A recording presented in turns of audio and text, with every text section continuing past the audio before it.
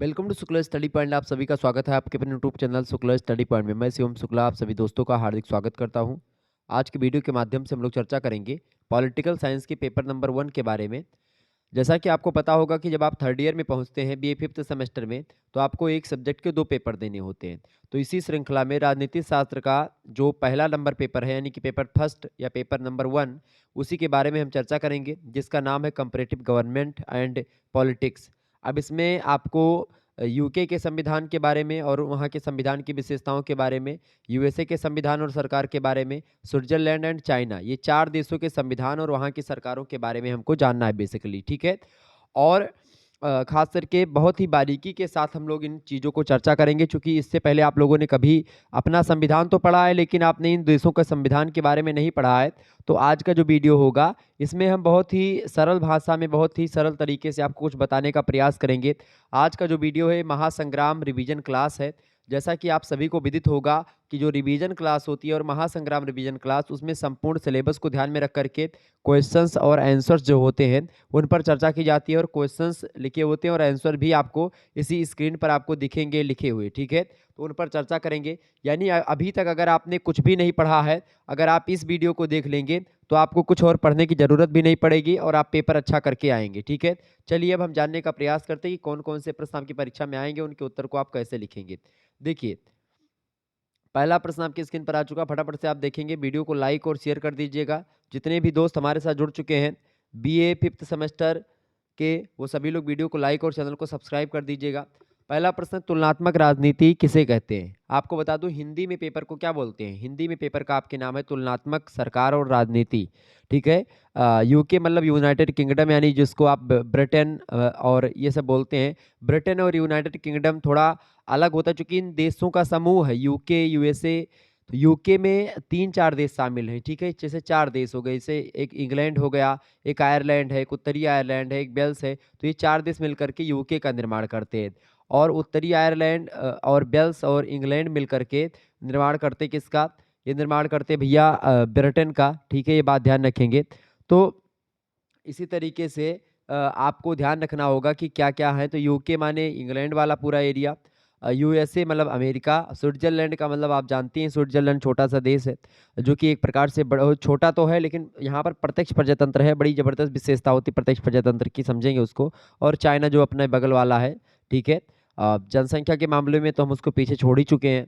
चलें, आगे देखिएगा, तुलनात्मक राजनीति किसे कहते हैं? तुलनात्मक राजनीति जो होती है वो विभिन्न शासन व्यवस्थाओं का, विभिन्न मतलब बहुत सारी शासन व्यवस्थाओं का, शासन व्यवस्थाएं मतलब जो शासन प्रशासन की जो सिस्टम है उसी के बारे में। तो तुलनात्मक जो राजनीति होती है वो तमाम प्रकार की शासन व्यवस्थाओं, तमाम प्रकार की राजनीतिक प्रक्रियाओं और तमाम प्रकार के राजनीतिक व्यवहार का क्या होता है उसमें, तुलनात्मक ढंग से, तुलनात्मक मतलब कंपैरेटिव तरीके से हम लोग उसका क्या करते हैं, स्टडी करते हैं, यानी अध्ययन करते हैं और विश्लेषण करते हैं किसका? तमाम प्रकार की शासन व्यवस्थाओं का। इसीलिए यहाँ पर हम 4 देशों के संविधान के बारे में, 4 देशों की सरकार के बारे में, तो ये विभिन्न शासन व्यवस्थाएं हो जाएंगी, विभिन्न राजनीतिक प्रक्रियाएं हो जाएंगी, राजनीतिक व्यवहार हो जाएंगे। इन सभी का हम तुलनात्मक ढंग से अध्ययन करेंगे। भाई अमेरिका में कैसा है, ये ब्रिटेन में कैसा है, चाइना में कैसा है, स्विट्जरलैंड में वही चीज़ कैसी है। तो इन सभी का हम तुलनात्मक ढंग से अध्ययन करेंगे और विश्लेषण करेंगे। यही होता है तुलनात्मक राजनीति, ठीक है? ये परिभाषा आप लिख सकते हैं कि तुलनात्मक राजनीति विभिन्न शासन व्यवस्थाओं, राजनीतिक प्रक्रियाओं व राजनीतिक व्यवहार का तुलनात्मक ढंग से अध्ययन व विश्लेषण होता है, ठीक है? या दूसरी परिभाषा आप यहीं पर लिख सकते हैं कि जब 2 या 2 से अधिक, 2 या 2 से अधिक शासन व्यवस्थाओं का, बहुत ही जबरदस्त परिभाषा है, 2 या 2 से अधिक शासन व्यवस्थाओं का, ठीक है, अध्ययन करते हुए जो निष्कर्ष निकाले जाते हैं, जो परिणाम सामने आते हैं, वही तुलनात्मक अध्ययन होता है। बिल्कुल, बहुत ही सरल परिभाषा है, आपसे एग्जाम में पूछेगा, आप बहुत ही आसान तरीके से इस प्रश्न को लिख पाएंगे कि तुलनात्मक जो है राजनीति है क्या? तो तुलनात्मक राजनीति वही है, 2 या 2 से अधिक शासन व्यवस्थाओं का अध्ययन करते हुए जो निष्कर्ष हमको मिलता है, उसी निष्कर्ष को ही या वही तुलनात्मक अध्ययन कहलाता है। बोलो समझ में आया कि नहीं आया? आगे बढ़ा जाए, चले। दूसरा प्रश्न आपसे बन सकता है एग्जाम में, तो एक ये कम समय में एक संपूर्ण सिलेबस को जानने का एक तरीका, एक माध्यम और एक रिवीजन के तौर पर एक क्लास आप ले सकते हैं। अगला प्रश्न है उदारवादी लोकतंत्र क्या है। उदारवादी लोकतंत्र, लोकतंत्र तो आप सभी लोग जानते होंगे प्रजातंत्र होता है, ठीक है, यानी कि जनता का, जनता के लिए, जनता के द्वारा किया गया शासन लोकतंत्र होता है, जनता इसमें सर्वोपरि होती है।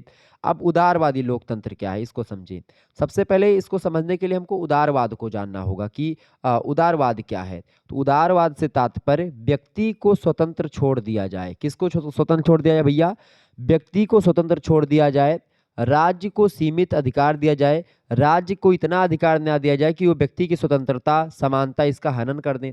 यानी कि व्यक्ति स्वतंत्र हो जिस राज्य में, राज्य की कुछ सीमित दायरे हों, सीमित अधिकार हों, व्यक्ति जो कार्य नहीं कर सकते हैं उन्हीं कार्यों को केवल राज्य के द्वारा किया जाए, बाकी जो कार्य व्यक्ति कर ले जा रहे हैं वो कार्य व्यक्तियों पर छोड़ दिए जाएं। जो कार्य व्यक्ति नहीं कर पाते हैं या मनुष्य नहीं करने योग्य हैं उनको राज्य स्वयं करे, ठीक है। राज्य भी एक प्रकार से व्यक्तियों का ही संगठन होता है। उदारवाद इस सिद्धांत पर आधारित है कि वह सरकार सबसे अच्छी होती है जो सबसे कम शासन करती है।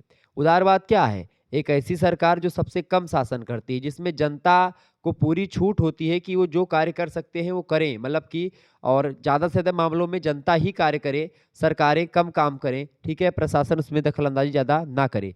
मतलब जो सरकार सबसे कम नियमों का निर्माण करती है, सबसे कम नियम जहाँ पर होते हैं वहाँ पर उदारवाद सबसे अधिक होता है, ठीक है। बाह्य आक्रमण से देश की रक्षा करना, शांति व्यवस्था बनाए रखना का दायित्व मात्र राज्य का होता है इस मतलब उदारवादी राज्यों में। बाकी से सारा का सारा काम जो होता है व्यक्ति के द्वारा किया जाता है।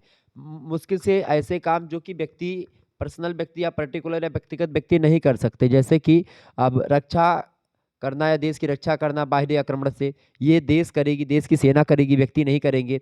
और शांति व्यवस्था बनाए रखना, इस पर भी सरकारें ही नियम बनाएगी, बाकी जो नियम कायदे होंगे वो व्यक्ति स्वयं बना करके अपना काम कर लेंगे।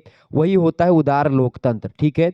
तो एक होता है लोकतंत्र, एक होता है उदार लोकतंत्र। तो उदार लोकतंत्र कुछ इस प्रकार का होता है जिसमें राज्य का बहुत कम हस्तक्षेप होता है, जनता का बहुत ज़्यादा होता है, राज्य के कुछ सीमित दायरे होते हैं, उन्हीं सीमित दायरों में रह करके वो कुछ सीमित नियम बनाते हैं और उन्हीं नियमों पर अपना काम करते हैं राज्य। बाकी जनता जो होती है पूर्णतः स्वतंत्र होती है, वो अपने हिसाब से अपना काम करती है। ये होता है उदार लोकतंत्र। लोकतंत्र में जनता स्वतंत्र जरूर होती है, समानता भी होती है, लेकिन इतना ज़्यादा स्वतंत्र नहीं होती है कि वो राज्य से भी बढ़कर हो जाए। आगे देखिए, तीसरा प्रश्न आपकी स्क्रीन पर आ चुका है, समझ में आ रहा होगा बिल्कुल, बहुत ही बारीकी के साथ मैं बता रहा हूं, तो बिल्कुल चिंता करने की आपको आवश्यकता नहीं है, चिंता ना करें बिल्कुल भी। अगला प्रश्न है, तुलनात्मक राजनीति और तुलनात्मक सरकार, इन दोनों में क्या अंतर है। तुलनात्मक राजनीति यानी comparative politics and comparative government, ठीक है, दोनों में क्या डिफरेंस होता है।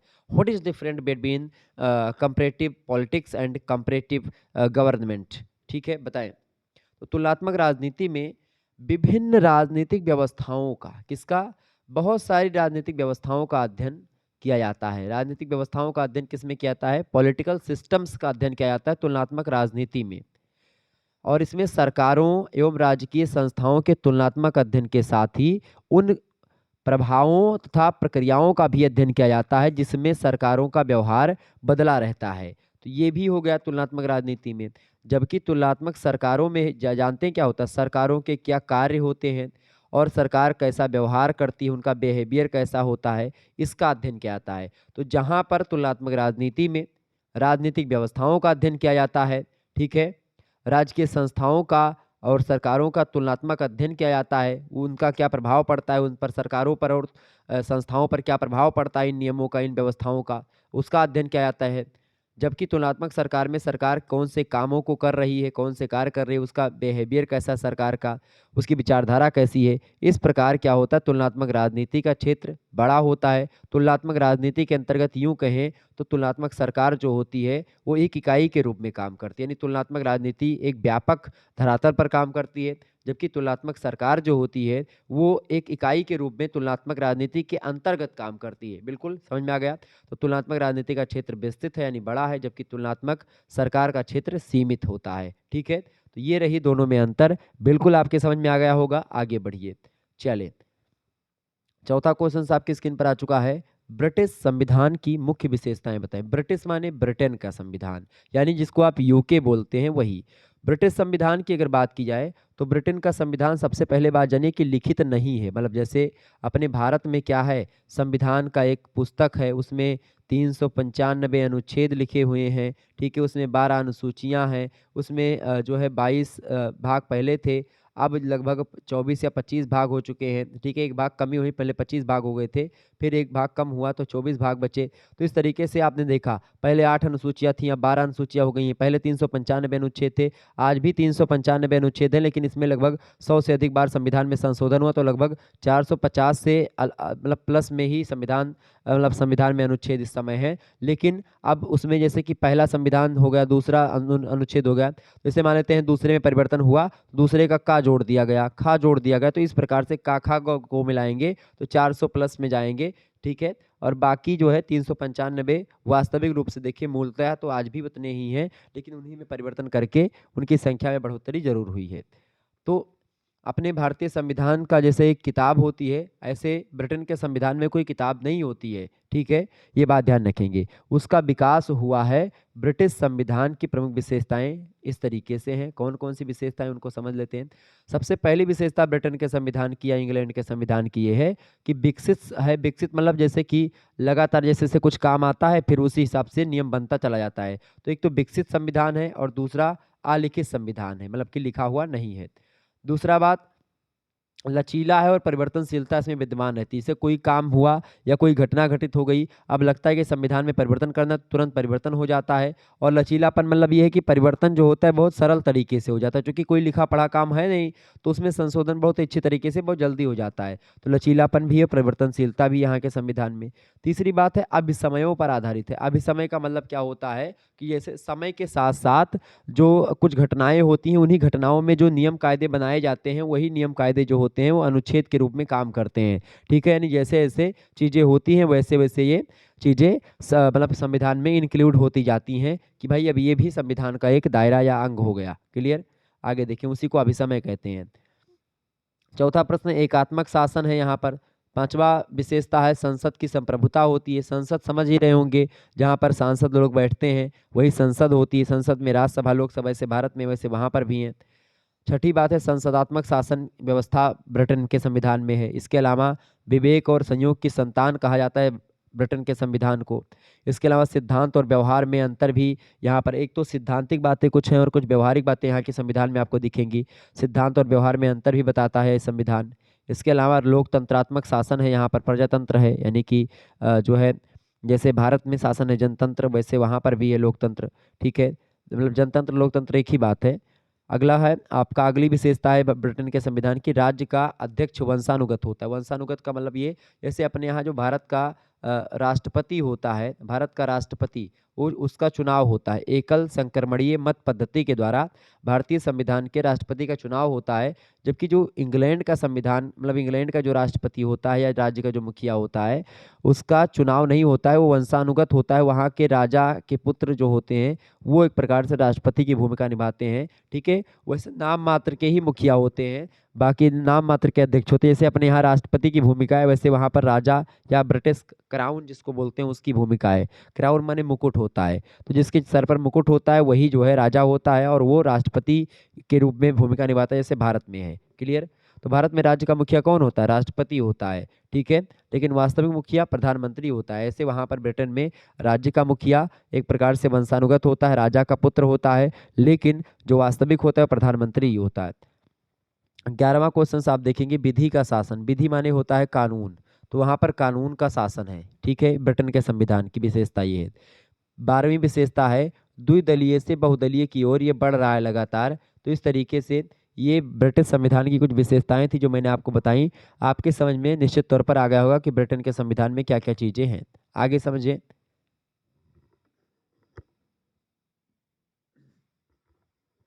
5वां प्रश्न देखेंगे। प्रश्न है ब्रिटिश संविधान का अस्तित्व।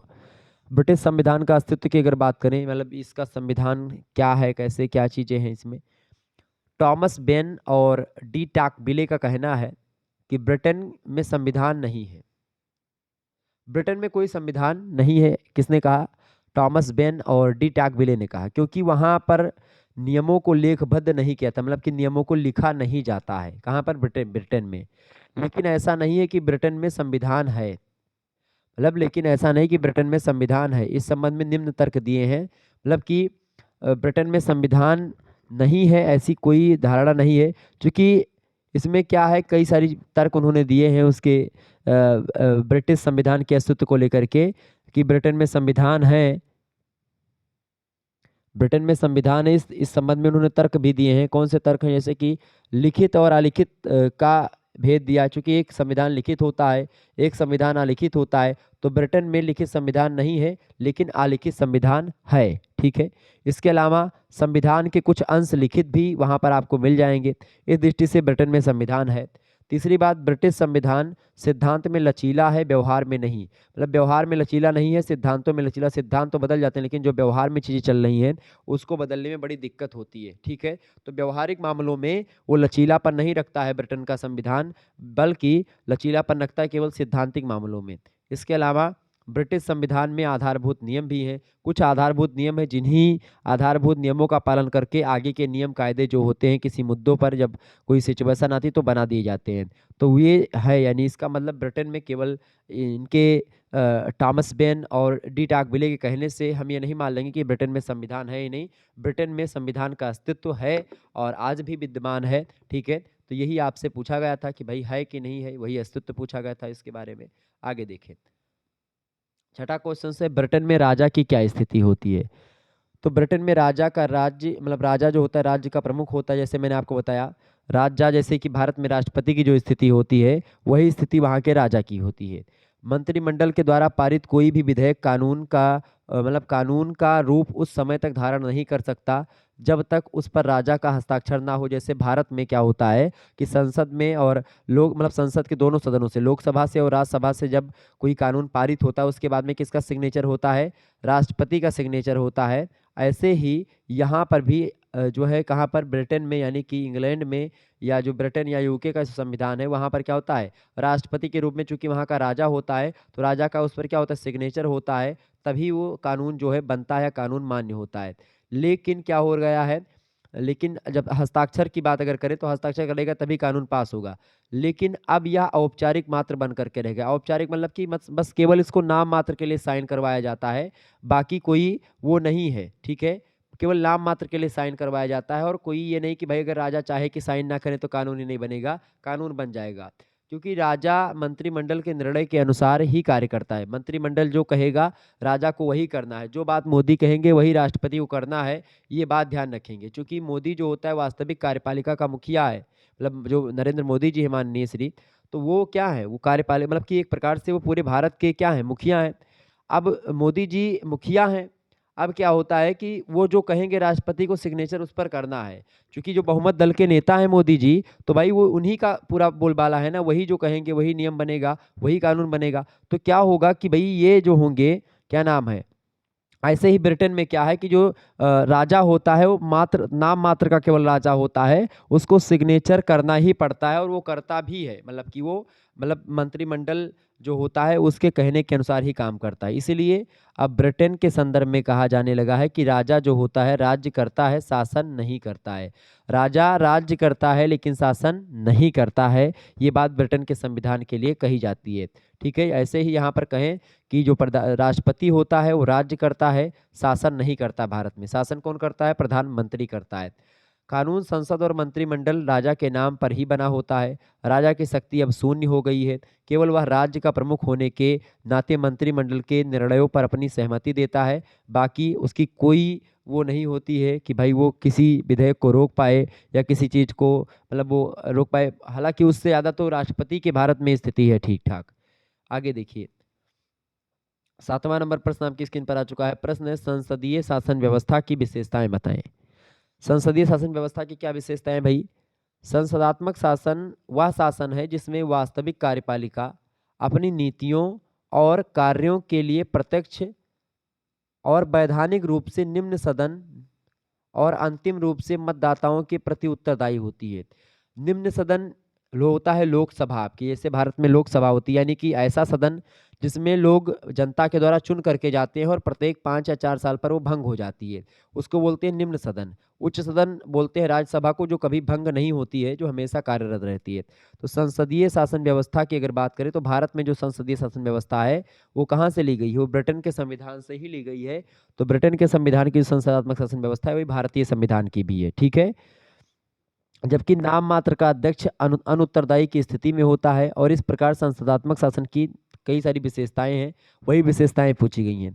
सबसे पहली बात विशेषता संसदीय शासन व्यवस्था की ये होती है, संसदीय शासन व्यवस्था में क्या होता है, कार्यपालिका दो भागों में बटी हुई होती है। एक होती है राज्यसभा, ठीक है, और एक होती है लोकसभा, ठीक है। अब लोकसभा जो होती है वो निम्न सदन होती है, राज्यसभा जो होती है उच्च सदन होती है। लोकसभा प्रथम सदन होती है, राज्यसभा द्वितीय सदन होती है। लोकसभा में जिन सांसदों को हम और आप चुनते हैं वो लोकसभा में बैठते हैं, जिनको हम और आप प्रत्यक्ष रूप से नहीं चुनते हैं वो राज्यसभा में बैठते हैं। लेकिन राज्यसभा के सांसदों का भी चुनाव ही होता है, ठीक है, और अप्रत्यक्ष रूप से हम और आप उन्हीं को मतलब वोट देते हैं तभी वो बनते हैं, क्योंकि हम हमारे चुने गए प्रतिनिधि उनको सांसद बनाते हैं। तो इस तरीके से आप लोगों ने जाना कि भाई कार्यपालिका क्या होती है। कार्यपालिका को दो भागों में विभक्त विभक्त होती है। राज्य के अध्यक्ष के द्वारा सरकार के अध्ययन की नियुक्ति एक प्रकार से होती है। राज्य के अध्यक्ष के द्वारा सरकार के अध्यक्ष की नियुक्ति, राज्य का अध्यक्ष कौन होता है? राज्य का अध्यक्ष राष्ट्रपति होता है। इसी के द्वारा सरकार का अध्यक्ष कौन होता है? प्रधानमंत्री होता है। तो प्रधानमंत्री की नियुक्ति कौन करता है, प्रश्न पूछा आता है, तो प्रधानमंत्री की नियुक्ति राष्ट्रपति करता है, जो राज्य का अध्यक्ष होता है, राज्य का मुखिया होता है, ठीक है। तीसरा पॉइंट ये है संसदात्मक शासन व्यवस्था या संसदात्मक शासन की विशेषता की अगर बात करें तो ये विशेषता उसकी ये तीसरी विशेषता कि राज्य का अध्यक्ष जो होता है, राज्य का अध्यक्ष मतलब सॉरी सरकार का अध्यक्ष मतलब प्रधानमंत्री, ठीक है। तो प्रधानमंत्री क्या होता है? मंत्रिमंडल की रचना करता है। प्रधानमंत्री बनाता है कि भाई आप फला क्षेत्र के मंत्री आप हो, फला क्षेत्र के मंत्री आप हो, फला क्षेत्र के मंत्री आप हो। कोई रेल मंत्री, कोई विदेश मंत्री, कोई खाद्य एवं कृषि मंत्री हो गया, कोई जो है अलग अलग तरीके, कोई शिक्षा मंत्री हो गया। तो इस तरीके से मंत्री मंडल का निर्माण होता है। चौथी विशेषता ये है कि मंत्रीगण प्रायः संसद के सदस्य होते हैं, मतलब कि जो सांसद चुन करके जाते हैं लोकसभा वाले, उन्हीं लोकसभा के सांसदों को, ठीक है, उनको मंत्री परिषद में मतलब कि मंत्रिमंडल में शामिल करा जाता है, ठीक है। आगे देखिएगा। अच्छा, लोकसभा और राज्यसभा के दोनों मंत्री गण हो सकते हैं, संसद जो होते हैं वहाँ संसद के सदस्य जो होते हैं लोकसभा और राज्यसभा दोनों से आते हैं। तो अपनी पार्टी के, उन्हीं पार्टी के मतलब कि जिस जो पार्टी जीती हुई होती बहुमत में होती है, उसी बहुमत की पार्टी के जो सांसद होते हैं उन्हीं को मंत्री बनाया जाता है। पांचवा होता है जो विशेषता है वो ये है कि कार्यपालिका जो होती है विधायिका के प्रति उत्तरदायी होती है। विधायिका मतलब संसद, ठीक है। विधायिका को बोलते हैं संसद, यानी कानून को बनाने वाली। कार्यपालिका जो होती है जो एक प्रकार से ये सारा काम काज लागू करवाती है। तो कार्यपालिका जो होती है वो एक प्रकार से जो संसद के द्वारा जो नियम कानून बनाए जाते हैं कार्यपालिका उसको लागू करवाती है, और अगर उस नियमों में कोई विवाद होता है तो उसको न्यायपालिका सुलझाती है, ठीक है। तो कार्यपालिका जो होती है विधायिका के प्रति उत्तरदायी होती है। विधायिका जो कहती है कार्यपालिका के लोग वही करते हैं। कार्यपालिका में जैसे सरकारी कर्मचारी जितने भी या अधिकारी लोग होते हैं वो सब आ जाते हैं। छठा प्रश्न आप देखेंगे, सरकार का अध्यक्ष, राज्य सरकार का अध्यक्ष कौन है? एक बार फिर समझे, सरकार का अध्यक्ष है प्रधानमंत्री, राज्य का अध्यक्ष कौन है? राष्ट्रपति, ठीक है। तो सरकार का अध्यक्ष राज्य के अध्यक्ष को निम्न सदन भंग करने की सलाह भी दे सकता है, ये बात ध्यान रखेंगे। निम्न सदन का मतलब क्या होता है? लोकसभा। निम्न सदन का मतलब क्या होता है? लोकसभा, यानी जहाँ का सांसद हम लोग चुन करके भेजते हैं। तो इस तरीके से ये चीज़ें आपको विशेषताएं संसदात्मक शासन व्यवस्था की। सातवीं विशेषता ये है कि कार्यपालिका अप्रत्यक्ष रूप से जनता के प्रति उत्तरदायी होती है। कार्यपालिका क्या होती है? जनता के प्रति उत्तरदायी होती है, ठीक है। ये बात ध्यान रखेंगे क्योंकि कार्यपालिका के लोग ही जनता तक पहुँचते हैं। आगे देखिएगा। तो इस तरीके से आप लोगों ने संसदात्मक शासन व्यवस्था के बारे में जाना। अब संसदीय शासन व्यवस्था है कहाँ कहाँ पर, तो सबसे पहले जाने कि ब्रिटेन में संसदीय शासन व्यवस्था है और भारत में भी संसदीय शासन व्यवस्था है, और वहीं के देश के संविधान से हमने लिया है ये चीज़, ठीक है। आगे बढ़िएगा। 8वां क्वेश्चन आपकी स्क्रीन पर आ चुका है। राजा राज्य करता है शासन नहीं करता है, स्पष्ट करें। और ये बात ब्रिटेन के संविधान के परिप्रेक्ष्य में कही गई है। तो ब्रिटिश राजा राज्य करता है शासन नहीं करता है। राजा का महत्व आज भी प्राचीन काल की तरह ही है, लेकिन वास्तव में उन शक्तियों का प्रयोग अब वह नहीं कर सकता है। लोकतंत्र के विकास के फलस्वरूप राजा आज केवल नाम मात्र का ही शासन प्रमुख बन करके बैठा है। उसकी सभी शक्तियां राजमुकुट के हाथ में चली गई हैं। व्यक्तिगत रूप से राजा मुकुट मतलब कि राजा राजमुकुट की किसी भी शक्ति का प्रयोग नहीं कर सकता बिना राजमुकुट के। और इसका प्रयोग उत्तरदायी मंत्रियों के द्वारा किया जाता है। इस प्रकार राजा के हाथ में शासन की कोई शक्ति नहीं है, अर्थात राजा राज्य करता है, शासन नहीं करता है। जो ब्रिटेन का जो राजा होता है वो मात्र कुर्सी पर बैठता है और उसको सिग्नेचर केवल करना होता है, बाकी किसी मामलों को लेकर के न तो रोक सकता है, न टोक सकता, कुछ बोल भी नहीं सकता है। तो राजा केवल राज्य करता है, बैठा रहता है कि भाई नाम मात्र का राजा है, बाकी उसको कुछ करना नहीं होता है या कुछ हस्तक्षेप भी नहीं कर पाता है। वो शासन के मामलों में कुछ हस्तक्षेप वो नहीं कर पाता है, बस केवल राज्य करता है। राज्य करने का मतलब सीधा सीधा ये हो गया कि केवल नाम मात्र का मुखिया, जैसे अपने यहाँ पर राष्ट्रपति का काम होता है, सेम वैसे, उससे भी थोड़ा आप कम ही मान लीजिए। 9 नंबर क्वेश्चन आप देखेंगे। अब प्रश्न उठता है भाई कि राज मतलब कि क्राउन क्या है, राज मुकुट क्या है? क्राउन, ब्रिटिश क्राउन, बड़ा नाम आप लोगों ने सुना होगा ब्रिटिश क्राउन का। एक मुकुट होता है, राज मुकुट वहाँ का है, ब्रिटिश ताज, ठीक है। तो क्राउन जो होता है राजसत्ता का प्रतीक चिन्ह है, जिसे राजपद पर आसीन होने के बाद राजा लोग जो होते हैं अपने मस्तक पर धारण करते हैं। यानी कि जो हमारे राजा, हमारे भगवान श्री रामचंद्र का राजमुकुट, दशरथ जी का राजमुकुट जो पहनते थे, तो मतलब वही राजमुकुट जो राजा अपने सर पर लगाते थे, तो वही राजमुकुट होता है। प्राचीन समय में महारानी एलिजाबेथ प्रथम के समय तक राजा राजमुकुट में कोई, मतलब कि राजा और राजमुकुट में कोई अंतर नहीं था, क्योंकि सभी शक्तियाँ जो होती थी, शक्तियों का केंद्र बिंदु राजा ही था। महारानी एलिजाबेथ प्रथम के समय शक्तियों को लेकर के मंत्रिमंडल से संघर्ष शुरू हो गया, और इस संघर्ष में सभी शक्तियां राजा के हाथ से निकल करके मंत्रिमंडल के पास चली जाती हैं, और मंत्रिमंडल अब राजा के नाम पर कानून बनाने लगी है। वर्तमान में मंत्रिमंडल से तात्पर्य राजा, मंत्रिमंडल, संसद और समस्त प्रशासनिक अधिकारियों से होता है। तो अब राजा मतलब कि जो मंत्रिमंडल है वही शासन करता है। अब जो है एक प्रकार से जो राजा के हाथों में सारी शक्तियां नहीं रह गई हैं, इसीलिए अब केवल वो नाम मात्र का है, ठीक है, ये बात ध्यान रखें। तो ब्रिटिश क्राउन वही है, ठीक है। राजा और राजमुकुट में कोई अंतर नहीं था, लेकिन अब क्या होगा, राजा जो है वैसे नाम मात्र का है, राजमुकुट अब सारा काम करता है। राजमुकुट किसके सर पर है? अब राजमुकुट जो है मंत्रिमंडल के पास है। जैसे जो है राजा दशरथ का मुकुट किसके पास था? वो जो है वानर राज बाली जो था उसके पास था, और इसीलिए जब वो देवासुर संग्राम से लौट रहे थे, जो 2 बार कैकेयी ने मांगा था, तो जब वहां से वो लौट रहे थे राजा दशरथ, तो क्या हुआ था कि भाई उनका जो है वो किष्किंधा नगरी से आ रहे थे इधर लौट करके अपने राजा मतलब राज्य के दरबार में, राजा दशरथ। तो रास्ते में बाली मिला, कहा कि भैया तो युद्ध करो, या फिर जो है हाँ, तो युद्ध करने के लिए ललकारा जब बाली ने, तो भाई राजा दशरथ थके हारे थे, उन्होंने कहा कि नहीं भाई युद्ध नहीं करेंगे, तुम धन मता ले लो और चले आना राज्य में, कुछ जो कुछ लेना ले लेना। तो बाली ने कहा ना कि नहीं नहीं नहीं, युद्ध करो, या फिर आप जो है ये सुंदर स्त्री जो है उसको दो, यानी कैकेयी माता को। तो उन्होंने कहा कि नहीं, कैकेयी को भी नहीं दूंगा। उसके बाद में फिर उसने कहा कि अच्छा तो ये चमचमाता जो राज मुकुट है उसको दे दो, चूंकि वो मुकुट जो था वो एक प्रकार से राजा दशरथ का बड़ा भव्य मुकुट था, तो उसको ले लिया था राजा बाली ने। तो इसीलिए भगवान राम जब जाते हैं वहां पर, जब जंगल जाते हैं तो उसके कई कारण होते हैं, एक कारण से वो जंगल नहीं जाते। तो राजमुकुट, चूंकि कैकेयी को ये बात पता थी कि राजमुकुट जो है वो वहीं पर है, इसीलिए कैकेयी ने राम जी को वन के लिए भेजा, इतना षड्यंत्र रचा, ठीक है। आज कैकेयी को लोग बुरा भला कहते हैं कि भगवान राम को वन भेजा, वो पूरी की पूरी माया थी, ठीक है। लक्ष्मणहु या मरम न जाना, जो कुछ चरित्र रचा विधि नाना, मतलब कि जो भगवान काम करते हैं या भगवान जो कुछ करते हैं, माया रचते हैं, उसको कोई नहीं जान पाता है, ठीक है। तो कई कारण होते हैं, तो यही चीज होती है, मुकुट के बिना आपकी सत्ता एकदम से बेकार होती है, और यही चीज यहाँ पर है ब्रिटेन में। आगे देखिएगा, 10वां प्रश्न आपकी स्क्रीन पर आ चुका है, ब्रिटिश संसद का गठन बताएं। ब्रिटिश संसद के गठन के बारे में कुछ बताएं। तो ब्रिटेन में संसद के 2 सदन हैं, एक तो है लोक सदन यानी कामन सभा, अर्थात हाउस ऑफ कॉमन्स, एक होती लॉर्ड सभा, हाउस ऑफ कॉमन्स, ठीक है। यानी एक होती कॉमन सभा, ठीक है, और एक होती है हाउस ऑफ कॉमन्स। लोक सदन संसद का प्रथम सदन है और निम्न सदन है, यानी कि जैसे भारत में लोकसभा है वैसे लोक सदन इंग्लैंड में होता है। चूंकि प्रथम सदन इसलिए है चूंकि ये जनता के द्वारा चुने गए प्रतिनिधि यहाँ पर डायरेक्ट पहुंचते हैं। निम्न सदन इसलिए कि चूंकि ये प्रत्येक 5 साल पर भंग हो जाती है। इसे लोकप्रिय सदन कहा जाता है चूंकि जनता के द्वारा चुने गए प्रतिनिधि लोक सदन में होते हैं। इसके सदस्यों का निर्वाचन जनता के द्वारा प्रत्यक्ष रूप से होता है। संपूर्ण ब्रिटेन को एक सदस्यीय निर्वाचन क्षेत्र के आधार पर विभाजित कर दिया गया है। प्रत्येक निर्वाचन क्षेत्र में जिस उम्मीदवार को अधिक मत मिलता है उसे विजयी घोषित कर दिया जाता है। लोक सदन की संख्या, मतलब सदस्य संख्या ब्रिटेन की लगभग 650 है। 650 सांसद जो है वहाँ के संसद में यानी लोकसभा में, लोक सदन में बैठते हैं। लॉर्ड सभा जो है वहाँ की संसद का द्वितीय सदन है। और उच्च सदन है। उच्च सदन इसलिए चूंकि ये कभी भंग नहीं होती है। इसे कुलीन तंत्रीय संस्था भी कहा जाता है वहाँ पर। इसकी सदस्य संख्या लगभग 800 से अधिक है। इसमें पूर्व प्रधानमंत्री शामिल होते हैं, पूर्व लोक सदन का जो स्पीकर है, लोकसभा का स्पीकर जो होता है पूर्व, वो शामिल होता है। सेवानिवृत्त सेनापति जो होते हैं वो शामिल होते हैं। पूर्व न्यायाधीश, विज्ञान, कला, साहित्य, समाज सेवा के क्षेत्र से जो तमाम प्रकार के लोग होते हैं उनको वहाँ पर शामिल किया जाता है, उनका चयन होता है। और इसके सदस्य 5 क्षेत्रों से आते हैं।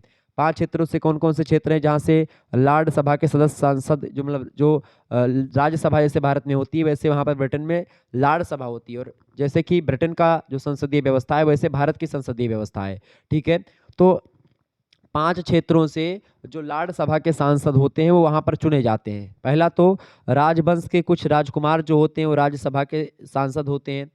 दूसरे स्कॉटलैंड के प्रतिनिधि पीयर। स्कॉटलैंड भी एक प्रकार से ब्रिटेन का एक अंग है। ब्रिटेन में आपको बता दूं यूके में जो है स्कॉटलैंड भी शामिल हो जाता है। स्कॉटलैंड, उत्तरी आयरलैंड और वेल्स और इंग्लैंड, ये 4 देश शामिल हो जाते हैं। ठीक है, जबकि यूके में मतलब उसमें आप देखते हैं उसमें मतलब स्कॉटलैंड हट जाता है। ठीक है, और उत्तरी आयरलैंड हट जाता है, तो ऐसे वो बनता है। तो स्कॉटलैंड के जो प्रतिनिधि पीयर होते हैं वो एक प्रकार से राज्यसभा के या लॉर्ड सभा के सदस्य मतलब कि सांसद सदस्य होते हैं। इसके अलावा आजीवन पीयर जो होते हैं वो भी कानून के जो लॉर्ड या कानून के जो देवता होते हैं, कानून के जानकार जो होते हैं, वो जो आध्यात्मिक लॉर्ड यानी आध्यात्मिक तरीके से जो उच्च पद पर होते हैं वो एक प्रकार से लॉर्ड सभा के सदस्य माने जाते हैं। तो इस तरीके से इन क्षेत्रों से, इन 5 क्षेत्रों से कई सारे व्यक्ति जो है वो सांसद बनते हैं यहाँ पर लॉर्ड सभा में, जो कि संसद का द्वितीय सदन है और उच्च सदन कहा जाता है, चूंकि ये कभी भंग नहीं होता है। ओके, आगे देखिएगा। 11वां क्वेश्चन आपके स्क्रीन पर आ चुका है। प्रश्न है, ब्रिटेन में दलीय व्यवस्था। दलीय व्यवस्था का मतलब क्या होता है? जैसे कि कई दल होते नहीं, तो ब्रिटेन में दलीय व्यवस्था का क्या मतलब है?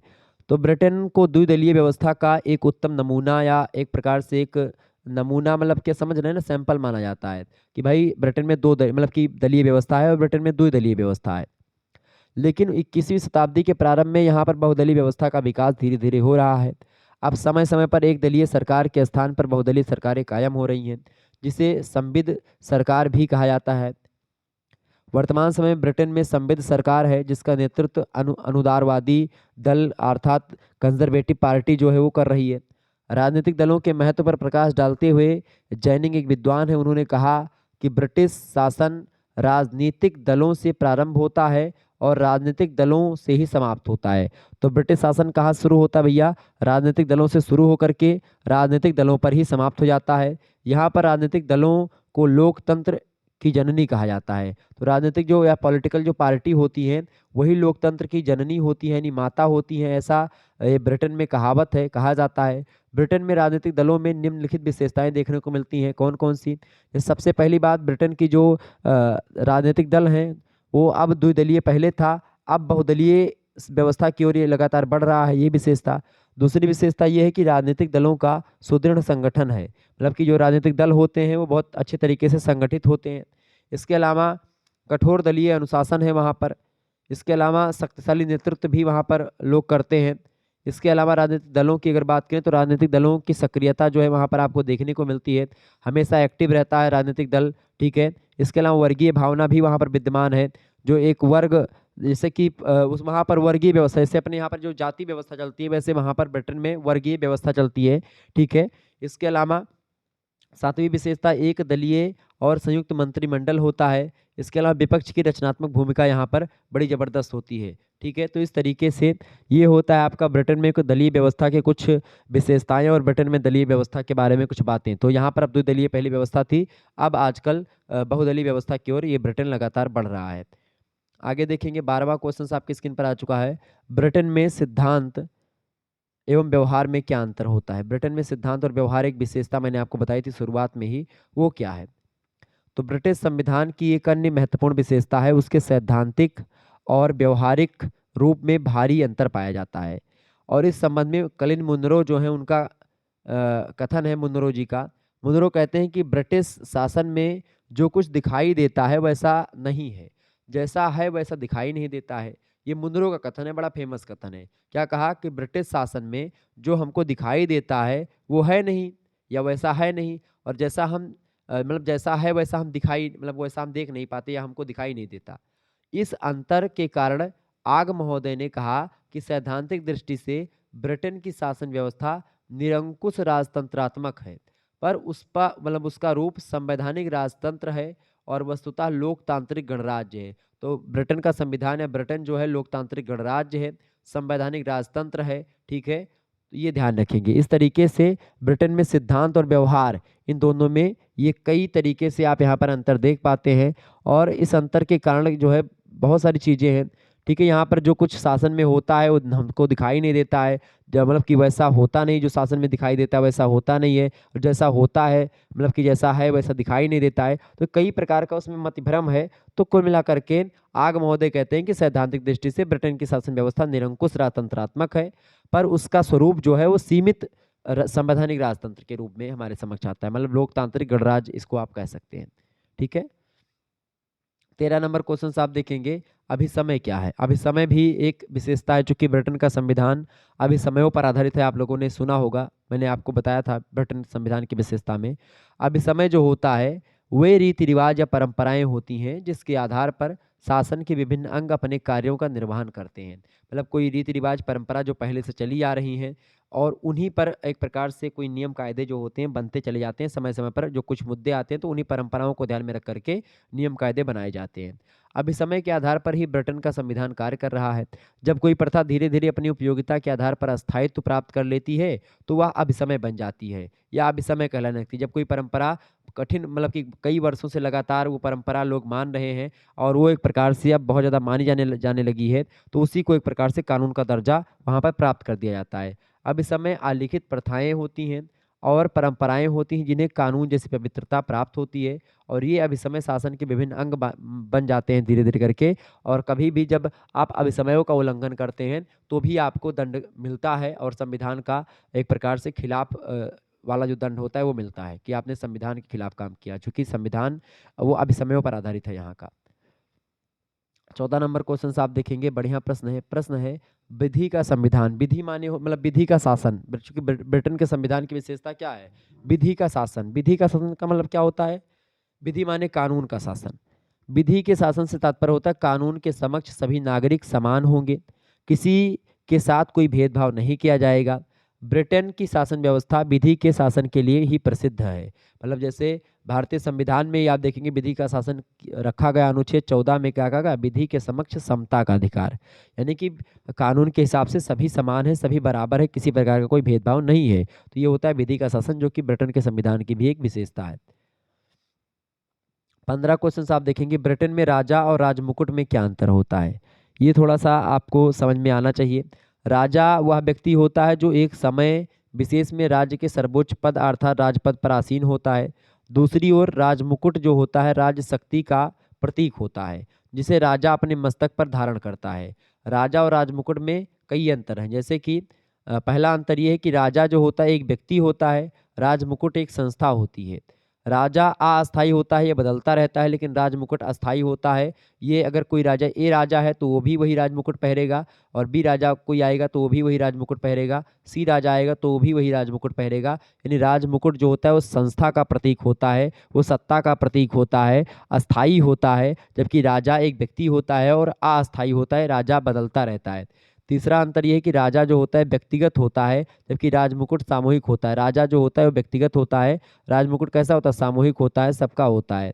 चौथा प्रश्न आप देखेंगे, वास्तविक प्रशासन में सम्राट शक्तिहीन है और राजमुकुट सर्वशक्तिशाली है। वास्तव में अगर आज देखा जाए तो जिसके सर पर राजमुकुट है, मंत्रिमंडल के सर पर राजमुकुट है आजकल ब्रिटेन में, तो वो शक्तिशाली है सबसे ज़्यादा। और वास्तविक प्रशासन में सम्राट जो है वो क्या है, शक्तिहीन इस समय, चूंकि उसके सर पर राजमुकुट नहीं है। क्लियर, ये बात ध्यान रखेंगे। तो ये हो गया आपका राजा और राजमुकुट में अंतर। प्रश्न आपकी परीक्षा में आ सकता है, तो इन प्रश्नों को ध्यान रखेंगे। आगे देखिएगा, 16वां प्रश्न आपकी स्क्रीन पर आ चुका है। ब्रिटिश लॉर्ड सभा और एक गौण सदन बताएं। ब्रिटिश लॉर्ड सभा एक गौण सदन, इसके बारे में बताएं। तो ब्रिटेन में संसद की संप्रभुता के सिद्धांत को अपनाया गया है और संसद की संप्रभुता से तात्पर्य लोक सदन से लगाया जाता है। लोक सदन मतलब जैसे यहाँ पर अपने यहाँ लोकसभा है, वही लोक सदन वहाँ पर। लॉर्ड सभा जो होती है वो राज्यसभा के रूप में है, जैसे भारत में राज्यसभा होती है वैसे लॉर्ड सभा वहाँ की होती है।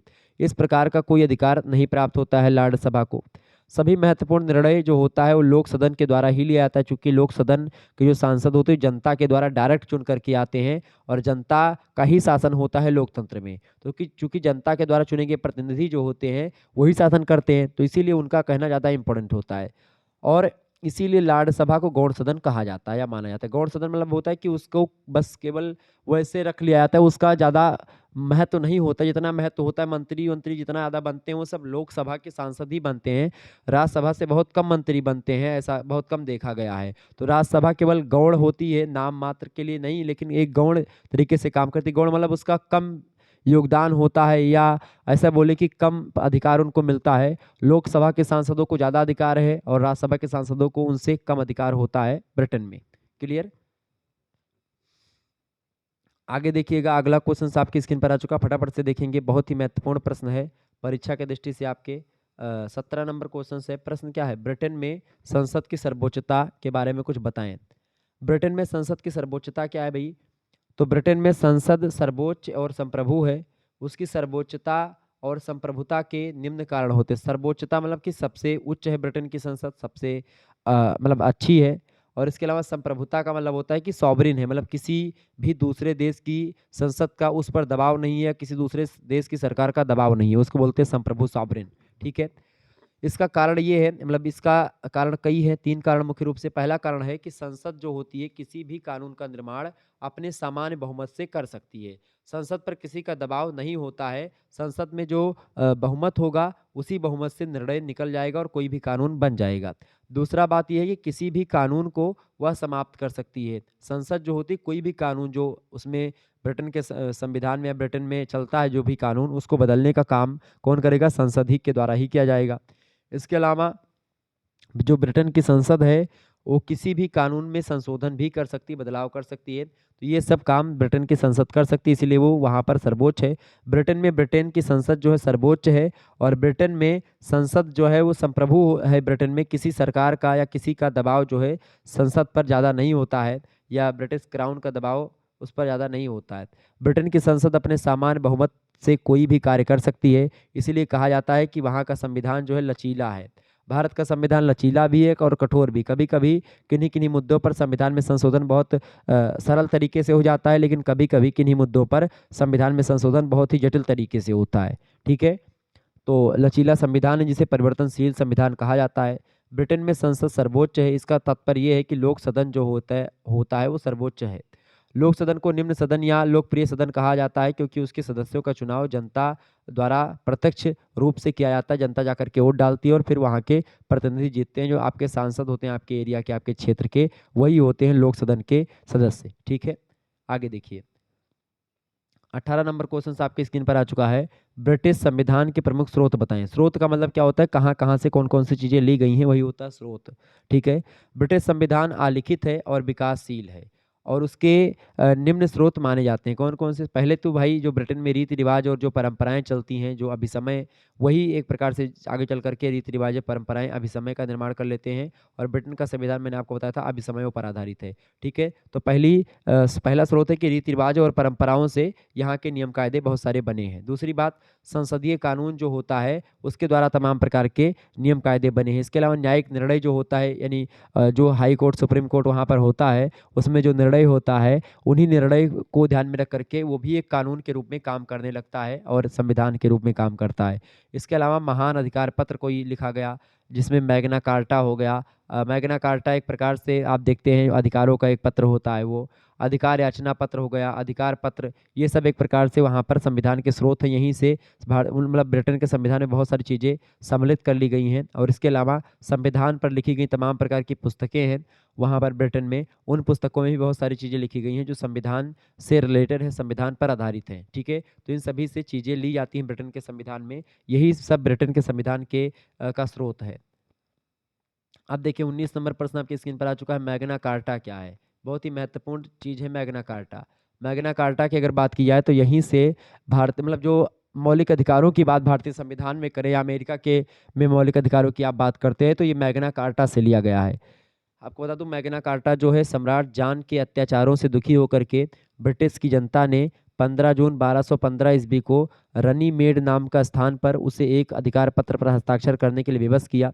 और यह अधिकार पत्र ही मैग्ना कार्टा कहा जाता है। महान अधिकार पत्र के नाम से इसको जाना जाता है। ठीक है, मैग्ना कार्टा को। और यहीं से अमेरिका के संविधान में मौलिक अधिकारों को शामिल किया गया था और फिर उसके बाद में मौलिक अधिकार हम लोग अमेरिका के संविधान से भारतीय संविधान में शामिल किए हैं। ठीक है, इसकी विशेषता ये थी मैग्ना कार्टा की कि राजा मनमानी तरीके से टैक्स यानी कि कर नहीं लगा पाएगा, तो ये बात कही गई। इसके अलावा अपराध सिद्ध होने पर ही व्यक्ति को बंदी बनाया जाएगा, उससे पहले जब तक अपराध सिद्ध नहीं हो जाता तब तक व्यक्ति को बंदी नहीं बनाया जाएगा, ये बात बताई गई। इसके अलावा इसमें यह भी कहा गया कि व्यक्ति की स्थिति एवं अपराध की मात्रा के आधार पर दंड दिया जाएगा, ये भी बताया गया।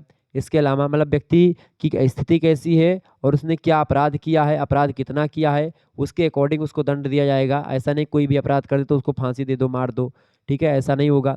इसके अलावा न्यायालय अस्थायी होंगे, वे राजा के साथ भ्रमण ना करें, मतलब कि राजा के साथ मिलने ना, मतलब न्यायालय जो हो उन पर राजा का कोई अधिकार ना हो।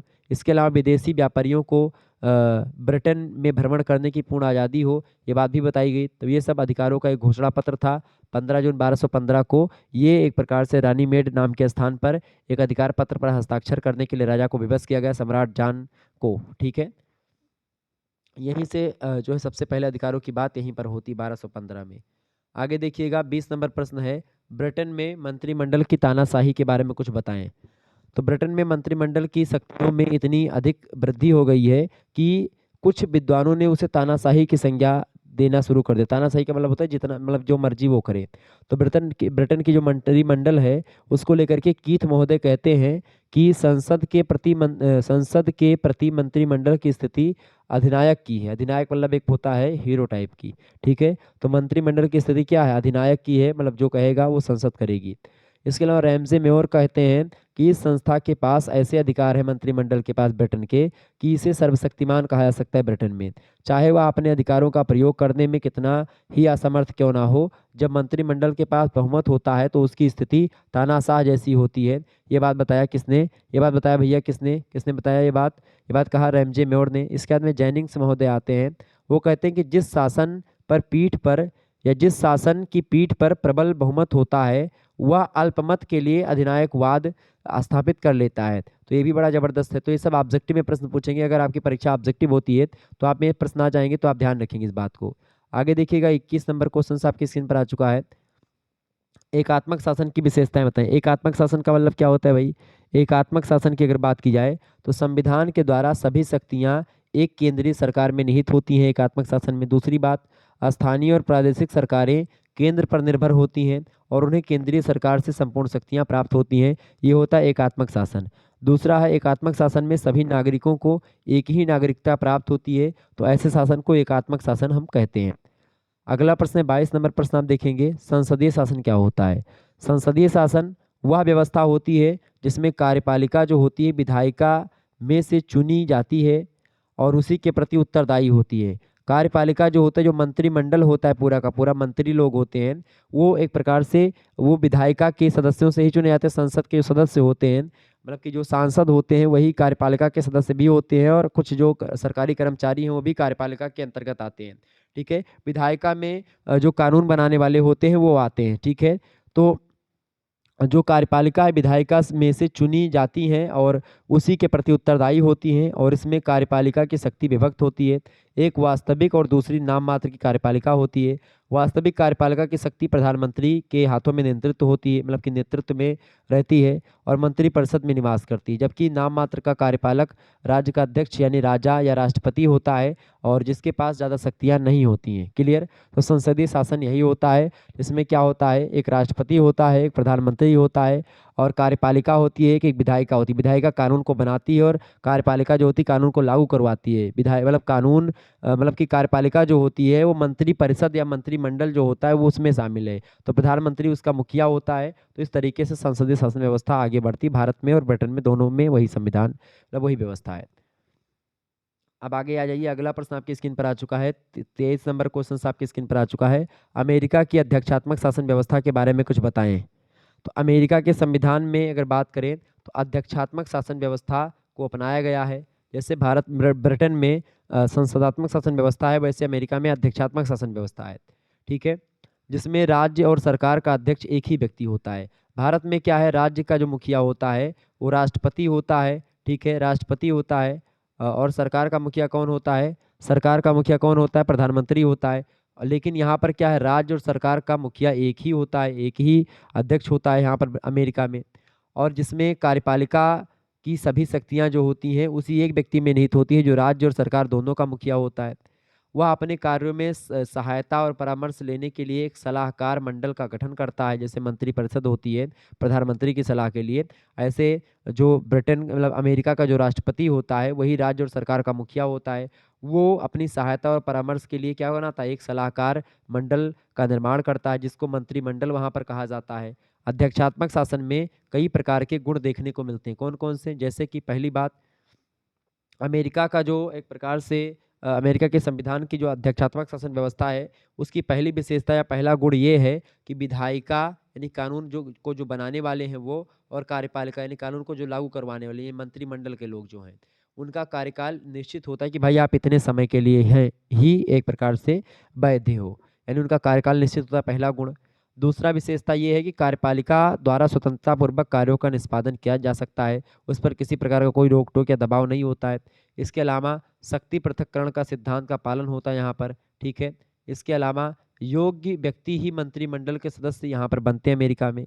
इसके अलावा संकट काल में निर्णय लेने में सुविधा होती है अमेरिका के संविधान में, चूँकि किसी प्रकार का कोई दबाव नहीं होता है। इसके अलावा कार्यपालिका विधानमंडल पर अपना प्रभाव स्थापित नहीं कर पाती यहाँ पर। और इस दृष्टि से क्या होता है कि भाई विधानमंडल और कार्यपालिका ये एक प्रकार से, जो विधानमंडल मतलब जो कानून को बनाने वाले हैं, वो एक दूसरे से क्या होते हैं, थोड़े एक प्रकार से अलग होते, ताकि कोई दबाव न डाल पाए उन पर। इसके अलावा बहुदलीय प्रणाली में अस्थायी सरकार की व्यवस्था होती है। तो ये अमेरिका के संविधान में अध्यक्षात्मक शासन व्यवस्था जो है उसके कुछ गुण थे, कुछ विशेषताएं थी जो मैंने आपको बताई। आगे देखिएगा, 24 नंबर प्रश्न आपके स्क्रीन पर आ चुका है। अमेरिकी संविधान में राष्ट्रपति और उपराष्ट्रपति के चुनाव प्रक्रिया में अंतर बताएं। फटाफट से आप बताएंगे, इंपॉर्टेंट प्रश्न है। अमेरिकी संविधान में राष्ट्रपति और उपराष्ट्रपति के चुनाव में क्या अंतर होता है? तो अमेरिका में राष्ट्रपति और उपराष्ट्रपति का निर्वाचन एक साथ एक निर्वाचक मंडल के द्वारा ही किया जाता है। कोई भी व्यक्ति राष्ट्रपति या उपराष्ट्रपति में से किसी एक पद के लिए उम्मीदवार हो सकता है, चाहे वो राष्ट्रपति बन सकता है, चाहे वो उपराष्ट्रपति बन सकता है। किसी भी पद के लिए वही उम्मीदवार निर्वाचित हो सकता है जिसे निर्वाचक मंडल का बहुमत अर्थात 535 लोगों में से 270 जो है वोट अगर मिल जाएंगे तो बहुमत हो जाएगा, चाहे राष्ट्रपति बनना हो, चाहे वो उपराष्ट्रपति बनने की योग्य हो। यदि राष्ट्रपति पद के लिए किसी उम्मीदवार को निर्वाचक मंडल का बहुमत नहीं मिलता है तो क्या होता है, सबसे अधिक मत पाने वाले 3 उम्मीदवारों के नाम को प्रतिनिधि सभा के पास भेज दिया जाता है। फिर उसके बाद में क्या होता है कि प्रतिनिधि सभा जो होती है, बड़ा लंबा प्रोसेस है राजनीति मतलब किसमें मतलब राष्ट्रपति का चुनाव जो होता है, जब प्रतिनिधि सभा में एक राज्य एक मत के सिद्धांत के आधार पर राष्ट्रपति का चुनाव करती है। और इसी प्रकार यदि उपराष्ट्रपति के लिए किसी उम्मीदवार को बहुमत नहीं मिलता है तो सबसे अधिक मत पाने वाले 2 उम्मीदवारों के नाम सीनेट के पास भेज दिए जाते हैं, जहां पर मतदान के द्वारा उपराष्ट्रपति का निर्वाचन कर दिया जाता है। तो इस प्रकार से ये दोनों राष्ट्रपति और उपराष्ट्रपति के चुनाव में थोड़ा बहुत अंतर होता है। ठीक है, मुश्किल से दो तीन चार पॉइंट का अंतर होता है, बाकी लगभग सेम प्रोसेस होता है राष्ट्रपति के चुनाव का अमेरिका के और उपराष्ट्रपति का। ठीक है, आगे देखिएगा, अगला क्वेश्चन आपकी स्क्रीन पर आ चुका है, फटाफट से देखेंगे। वीडियो को लाइक और चैनल को सब्सक्राइब कर दीजिएगा, क्योंकि इसी प्रकार से आपको वीडियोस लगातार मिलती रहेंगी। 25 नंबर क्वेश्चन है, अमेरिकी संविधान में राष्ट्रपति की स्थिति के बारे में कुछ बताएं। फटाफट से आप बताने का काम करेंगे कि अमेरिका के संविधान में राष्ट्रपति की क्या स्थिति है। फटाफट से आप बताइएगा, अमेरिका के संविधान में राष्ट्रपति की स्थिति के बारे में बताएं। बहुत ही महत्वपूर्ण प्रश्न आपकी परीक्षा की दृष्टि से है ये।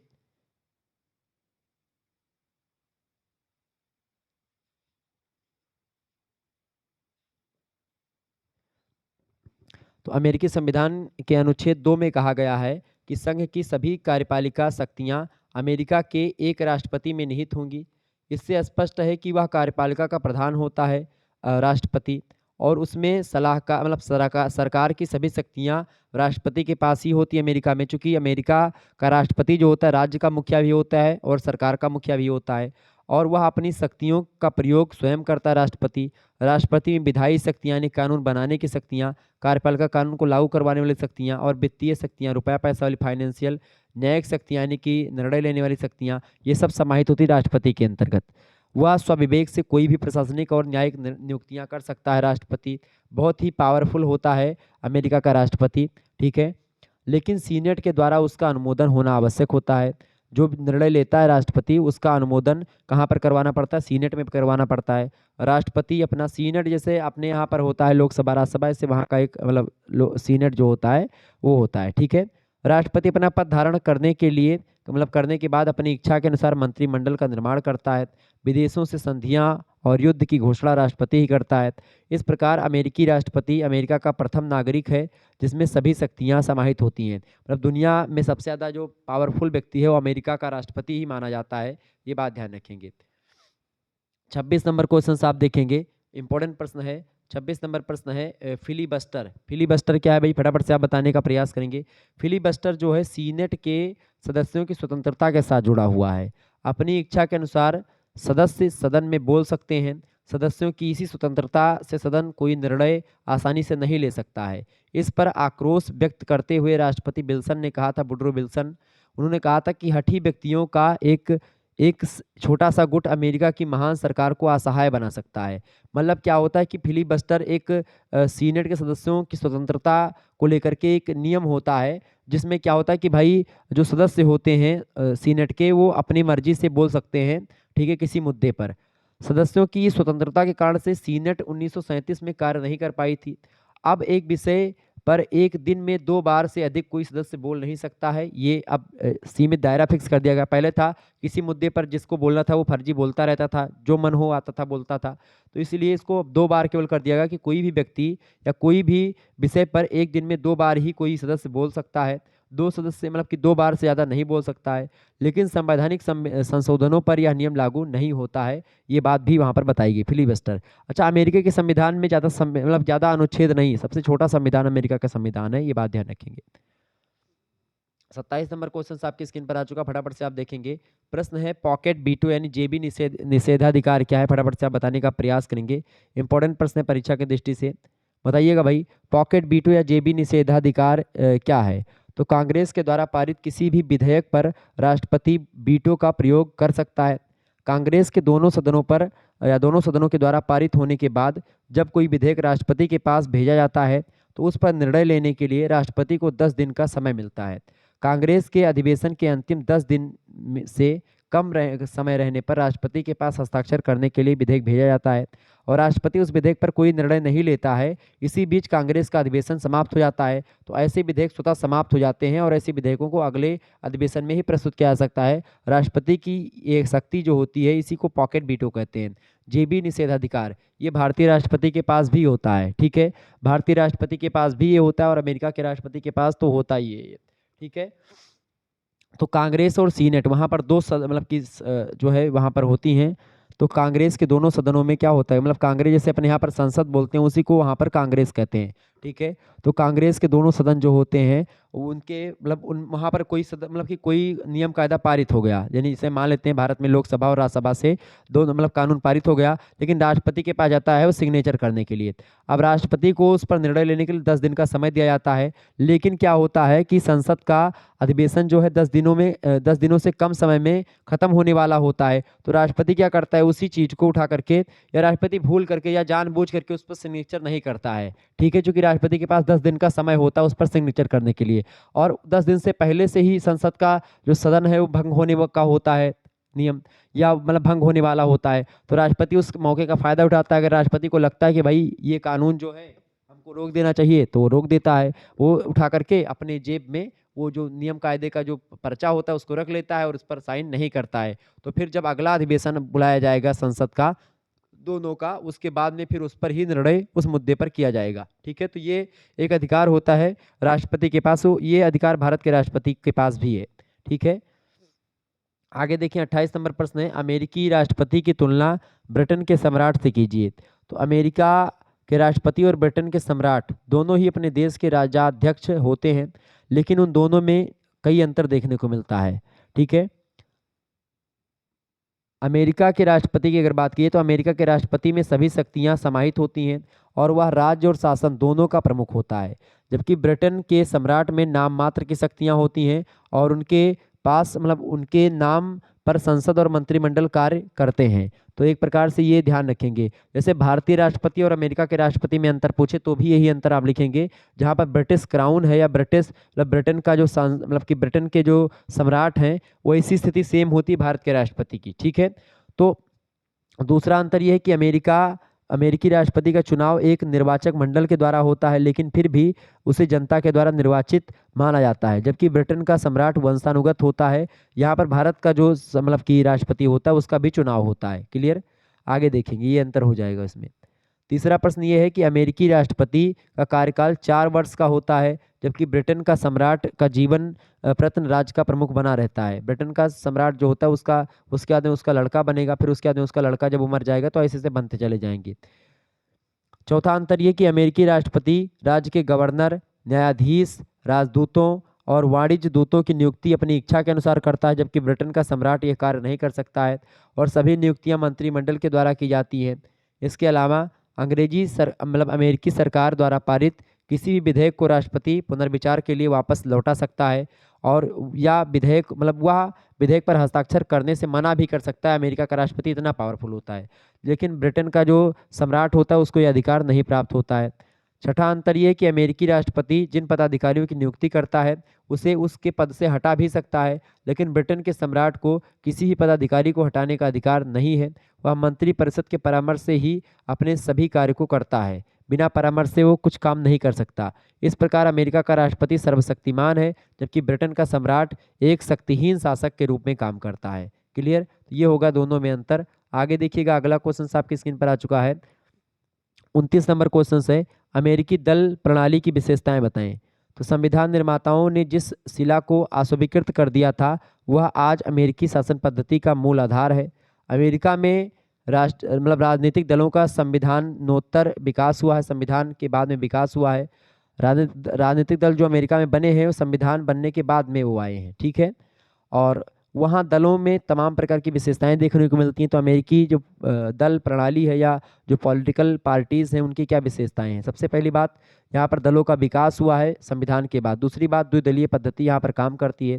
यहाँ पर 2 दल हैं राजनीतिक दल। इसके अलावा सिद्धांत में मौलिक मतभेद देखने को मिलता है, यानी कि जो 2 दल हैं एक दूसरे एक दल का विचार दूसरा है, दूसरे दल का विचार दूसरा है। दलों में शिथिल संगठन है, संगठन सुदृढ़ नहीं है। अमेरिका में जो एक प्रकार से जो दल हैं वो सुदृढ़ नहीं है, वो शिथिल संगठन है, जबकि ब्रिटेन के दलों में आप देखेंगे तो सुदृढ़ता का संगठन पाया जाता है। इसके अलावा दबाव समूहों का प्रभाव यहाँ पर खूब पड़ता है अमेरिका में। दबाव समूह मतलब क्या होता है, प्रेशर ग्रुप्स।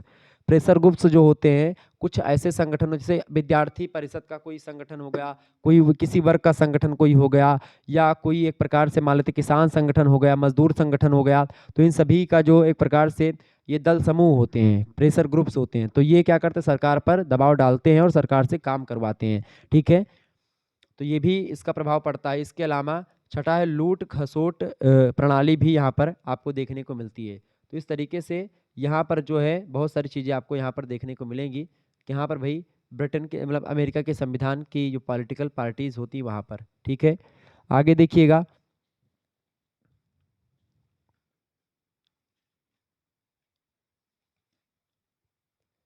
आगे देखिएगा, अगला पॉइंट है आपका, अगला प्रश्न है। चलिए फिर चर्चा कर ही लेते हैं, अभी थोड़ा सा और बचा हुआ, लंबा बचेगा, लेकिन अगर 1 घंटे हो गया है तो आप लोग अगर कहें तो मैं आपको छोड़ दूं। ठीक है, लेकिन अगर आप लोग चाहते तो थोड़ा सा और पढ़ा दूंगा। ठीक है,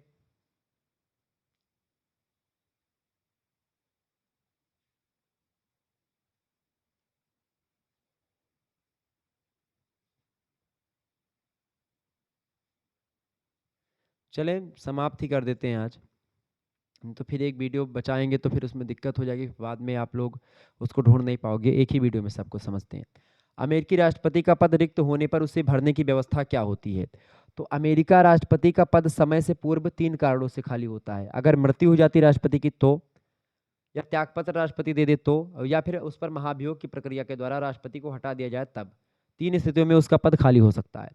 जब किसी कारण से राष्ट्रपति का पद खाली हो जाए या रिक्त हो जाए तो उसका स्थान उपराष्ट्रपति जो होता है वो भरता है अमेरिका का, शेष अवधि के लिए। नहीं, मान लेते 4 साल राष्ट्रपति काम करता है, 2 साल पहले ही राष्ट्रपति का देहांत हो जाता है, 2 साल तक काम कौन करेगा? उपराष्ट्रपति करेगा। ये वहाँ पर नियम है, ठीक है। संविधान के अनुसार राष्ट्रपति का चुनाव लीप वर्ष के नवंबर माह में प्रथम सोमवार के बाद मंगलवार को होता है। ये निर्धारित है पहले से वहाँ पर। निर्वाचक मंडल का चुनाव पहले होता है और यही सदस्य राष्ट्रपति को चुनाव मतलब कि चुनते हैं। अतः संविधान में राष्ट्रपति के चुनाव मतलब राष्ट्रपति के निर्वाचन की व्यवस्था की गई है जो 4 वर्ष पर ही होता है। तो 4 वर्ष के बाद में जब तक मतलब राष्ट्रपति नहीं रहेगा तब तक उपराष्ट्रपति उसके पद पर काम करता रहेगा, ठीक है। और जब उसका समय पूरा हो जाएगा तो उसके बाद में फिर चुनाव होगा और उसके बाद नया राष्ट्रपति का मतलब नया राष्ट्रपति आएगा। क्लियर? आगे देखिएगा। अगला क्वेश्चन आपकी स्क्रीन पर आ चुका है, फटाफट से आप देखेंगे। 31 नंबर प्रश्न, जेरी मॉनिटरिंग। जेरी मॉनिटरिंग जो है ये एक प्रकार से ये प्रतिनिधि सभा के जो है गठन से संबंधित एक प्रथा है जिसका प्रयोग सत्ताधारी दल निर्वाचन क्षेत्रों के निर्धारण में करता है। जैसे कि मान लेते जो है जेरी एक व्यक्ति थे, जेरी जो थे इनका नाम था गवर्नर एल्बिस जेरी। उन्होंने एक प्रकार से ये मैसाचुसेट्स के गवर्नर थे और इन्होंने अपनी जीत के लिए ऐसा काम किया था 1814 में, ठीक है। तो ये एक ऐसी व्यवस्था होती है जिसमें क्या होता है कि अपनी ही सरकार या अपनी ही पार्टी का बखान करके उसको एक प्रकार से जो है वोट डालने के लिए मतलब खूब ज़्यादा प्रेरित करना। तो सत्ताधारी दल के द्वारा निर्वाचन क्षेत्रों का परिसीमन इस प्रकार किया जाता है कि विरोधी दल के समर्थकों की संख्या को थोड़े से चुनाव क्षेत्रों तक ही सीमित कर दिया जाता है और अपने समर्थकों को अधिकांश क्षेत्रों में इस प्रकार फैला दिया जाता है कि थोड़े थोड़े बहुमत से अधिक संख्या में अपने उम्मीदवार विजयी हो जाएं। और इस प्रथा का शुभारंभ किया था 1814 ईस्वी में मैसाचुसेट्स के गवर्नर थे एल्बिस जेरी ने, उन्होंने किया था और इसीलिए उन्हीं के नाम पर इसको जेरी मैंडरिंग कहा जाता है, ठीक है। तो एक प्रकार से ये है कि अपने पार्टी को जिताने के लिए एक प्रकार से उनकी जो है क्या बोलते हैं प्रचार प्रसार बहुत ज़्यादा कर देना, ठीक है। और दूसरा जो विरोधी दल है उसके समर्थकों की संख्या को थोड़े से चुनाव या थोड़े से क्षेत्रों में सीमित कर दिया जाता है और अपने क्षेत्रों को विस्तृत क्षेत्रों पर फैला दिया जाता है। ये काम एक प्रकार से जेरी मॉनिटरिंग कहलाती है, ठीक है। अमेरिका में खास करके ऐसे देखने को मिलता है। 32 नंबर क्वेश्चन से अमेरिकी राष्ट्रपति की कार्यपालिका शक्तियाँ बताएं। तो अमेरिकी राष्ट्रपति को निम्नलिखित क्षेत्रों में कार्यपालिका शक्तियाँ प्राप्त हैं, ठीक है। चूंकि सबसे पहली बात कानून को लागू करना हुआ और कानून जो व्यवस्था है उसको कानून व्यवस्था को बनाए रखना, ये सब अमेरिका के राष्ट्रपति ही देखता है। इसके अलावा प्रशासन का संचालन राष्ट्रपति ही करता है। नियुक्ति किसी की करनी हुई और किसी को उसके पद से हटाना हुआ यानी पदच्युति करनी हुई तो उसकी शक्तियाँ भी अमेरिका के राष्ट्रपति के पास ही निहित है, ठीक है। इसके अलावा क्षमादान की शक्ति जो होती है, किसी को फांसी की सजा हुई है तो उसको माफ़ करने की शक्ति भी राष्ट्रपति के पास ही है अमेरिका के। इसके अलावा परराष्ट्र संबंधों का संचालन करना हुआ, मतलब दूसरे राष्ट्र के बारे में कुछ चीज़ अगर आई सामने तो वो भी राष्ट्रपति ही करता है। विदेशों में अमेरिकी नागरिकों का संरक्षण करना हुआ तो भी राष्ट्रपति के अंडर में ही होता है। इसके अलावा शस्त्र बलों का प्रधान सेनापति होता है राष्ट्रपति। तो ये सब काम अमेरिका का राष्ट्रपति ही करता है, इसकी विशेषताएं हैं। 33 नंबर क्वेश्चन से आप देखेंगे अमेरिकी संविधान की 4 प्रमुख विशेषताएं बताएं। तो अमेरिकी संविधान की पहली विशेषता है कि ये निर्मित संविधान है, अमेरिका का संविधान लिखित संविधान है और संक्षिप्त संविधान है, छोटा संविधान है, ठीक है। दूसरी विशेषता यह है कि संघात्मक और अध्यक्षात्मक शासन व्यवस्था यहाँ पर काम करती है। इसके अलावा तीसरी बात एक मतलब कि संघात्मक ऐसा है, यहाँ पर संघ ऐसा बनता है कि भाई एक यहाँ पर राज्य होता है और एक केंद्र होता है। राज्य और केंद्र का संबंध होता है कि भाई व्यक्ति अमेरिका में दोहरी नागरिकता चलती है। एक तो भाई आप उस राज्य के नागरिक हैं, जैसे मान लेते हैं भारत में यूपी, तो यूपी के आप नागरिक नहीं है, निवासी हैं, और भारत के आप नागरिक हैं। भारत में एक ही नागरिकता है जबकि अमेरिका में दोहरी नागरिकता है। अमेरिका में क्या होता है, जैसे मान लेते हैं एक दूसरा मतलब कैलिफोर्निया मान लेते हैं या कोई जो है राज्य वहाँ का कोई होगा, तो अमेरिका का कोई राज्य है तो वहाँ की भी आपको नागरिकता होगी और अमेरिका देश की भी नागरिकता होगी, यानी वहाँ पर 2 नागरिकता है। तो वहाँ पर ऐसा संघ होता है, ठीक है। और वहाँ का जो राज्य होते हैं या जो प्रदेश होते हैं अमेरिका से वो अलग भी हो सकते हैं, जबकि भारत में ऐसा नहीं है। भारत के राज्य जो होते हैं भारत से अलग नहीं हो सकते हैं। क्लियर?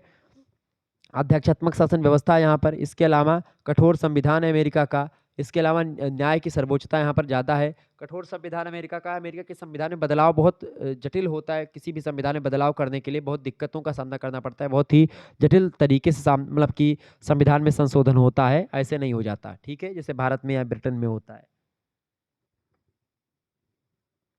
अगला है शक्ति पृथक्करण और अवरोध और संतुलन का सिद्धांत। तो शक्ति पृथक्करण और अवरोध और संतुलन का सिद्धांत भी अमेरिका के संविधान की विशेषता है। आगे देखिएगा, 34 नंबर क्वेश्चन आपकी स्क्रीन पर आ चुका है, न्यायिक सक्रियता। न्यायिक सक्रियता क्या है भाई, फटाफट से आप बताने का काम करेंगे। न्यायिक सक्रियता के बारे में बताएं, बढ़िया प्रश्न है आपकी परीक्षा की दृष्टि से। न्यायिक सक्रियता, न्यायिक सक्रियता की अगर बात करें तो संयुक्त राज्य अमेरिका और भारत के संदर्भ में यह कहा जा सकता है कि न्यायालय जो है सर्वोच्च है और निष्पक्ष रूप से कार्य करता है। जैसे भारत में आप देखेंगे कि न्यायपालिका स्वतंत्र है, मोदी जी की उसमें नहीं चलती है कि भाई मोदी जी कहेंगे तो न्यायपालिका में वो निर्णय आएगा, नहीं नहीं नहीं, मोदी जी मतलब जो सत्य होगा वही निर्णय भारत में आएगा। इसीलिए भारत की जो न्यायपालिका यानी कि सुप्रीम कोर्ट है, वो जो निर्णय देती है उसको सभी लोग मानते हैं। तो निष्पक्ष रूप से काम करती है, कार्य करती है न्यायपालिका। लेकिन साथ ही यह भी देखा जा रहा है कि वह काफी सक्रिय है। न्यायालय किसी विषय पर तभी विचार करता है जब कोई व्यक्ति या संस्था न्यायालय की शरण में जाता है। अगर आप न्यायालय में नहीं जाओगे कि हमको इंसाफ चाहिए, तो आपको घर बैठे इंसाफ नहीं मिलेगा, ये बात भी जान लीजिए। परंतु अब यह देखने को मिल रहा है कि न्यायालय के संज्ञान में जब कोई महत्वपूर्ण विषय आता है तो वह उस पर सुनवाई शुरू कर देता है। न्यायालय द्वारा किसी समस्या पर अपना निर्णय देने में अब अधिक समय नहीं लगाया जा रहा है। राष्ट्रीय महत्व के विषयों पर न्यायालय अपना विचार देने में कभी पीछे नहीं हटता और वह इस पर गंभीरता से विचार करता है, और यही गंभीरता से विचार करने की प्रक्रिया ही न्यायिक सक्रियता कहलाती है। तो इस तरीके से भारतीय संविधान और अमेरिका का संविधान जो इस मामले में न्यायिक सक्रियता की बात करता है, और एक प्रकार से बोले तो वो एक प्रकार से स्वतंत्र होता है, उस पर किसी प्रकार का विधायिका कार्यपालिका का दबाव नहीं होता है, ठीक है। 35 नंबर प्रश्न है, अमेरिकी उपराष्ट्रपति के बारे में बताएं, बढ़िया प्रश्न है। तो अमेरिकी संविधान में एक उपराष्ट्रपति के पद की व्यवस्था की गई है।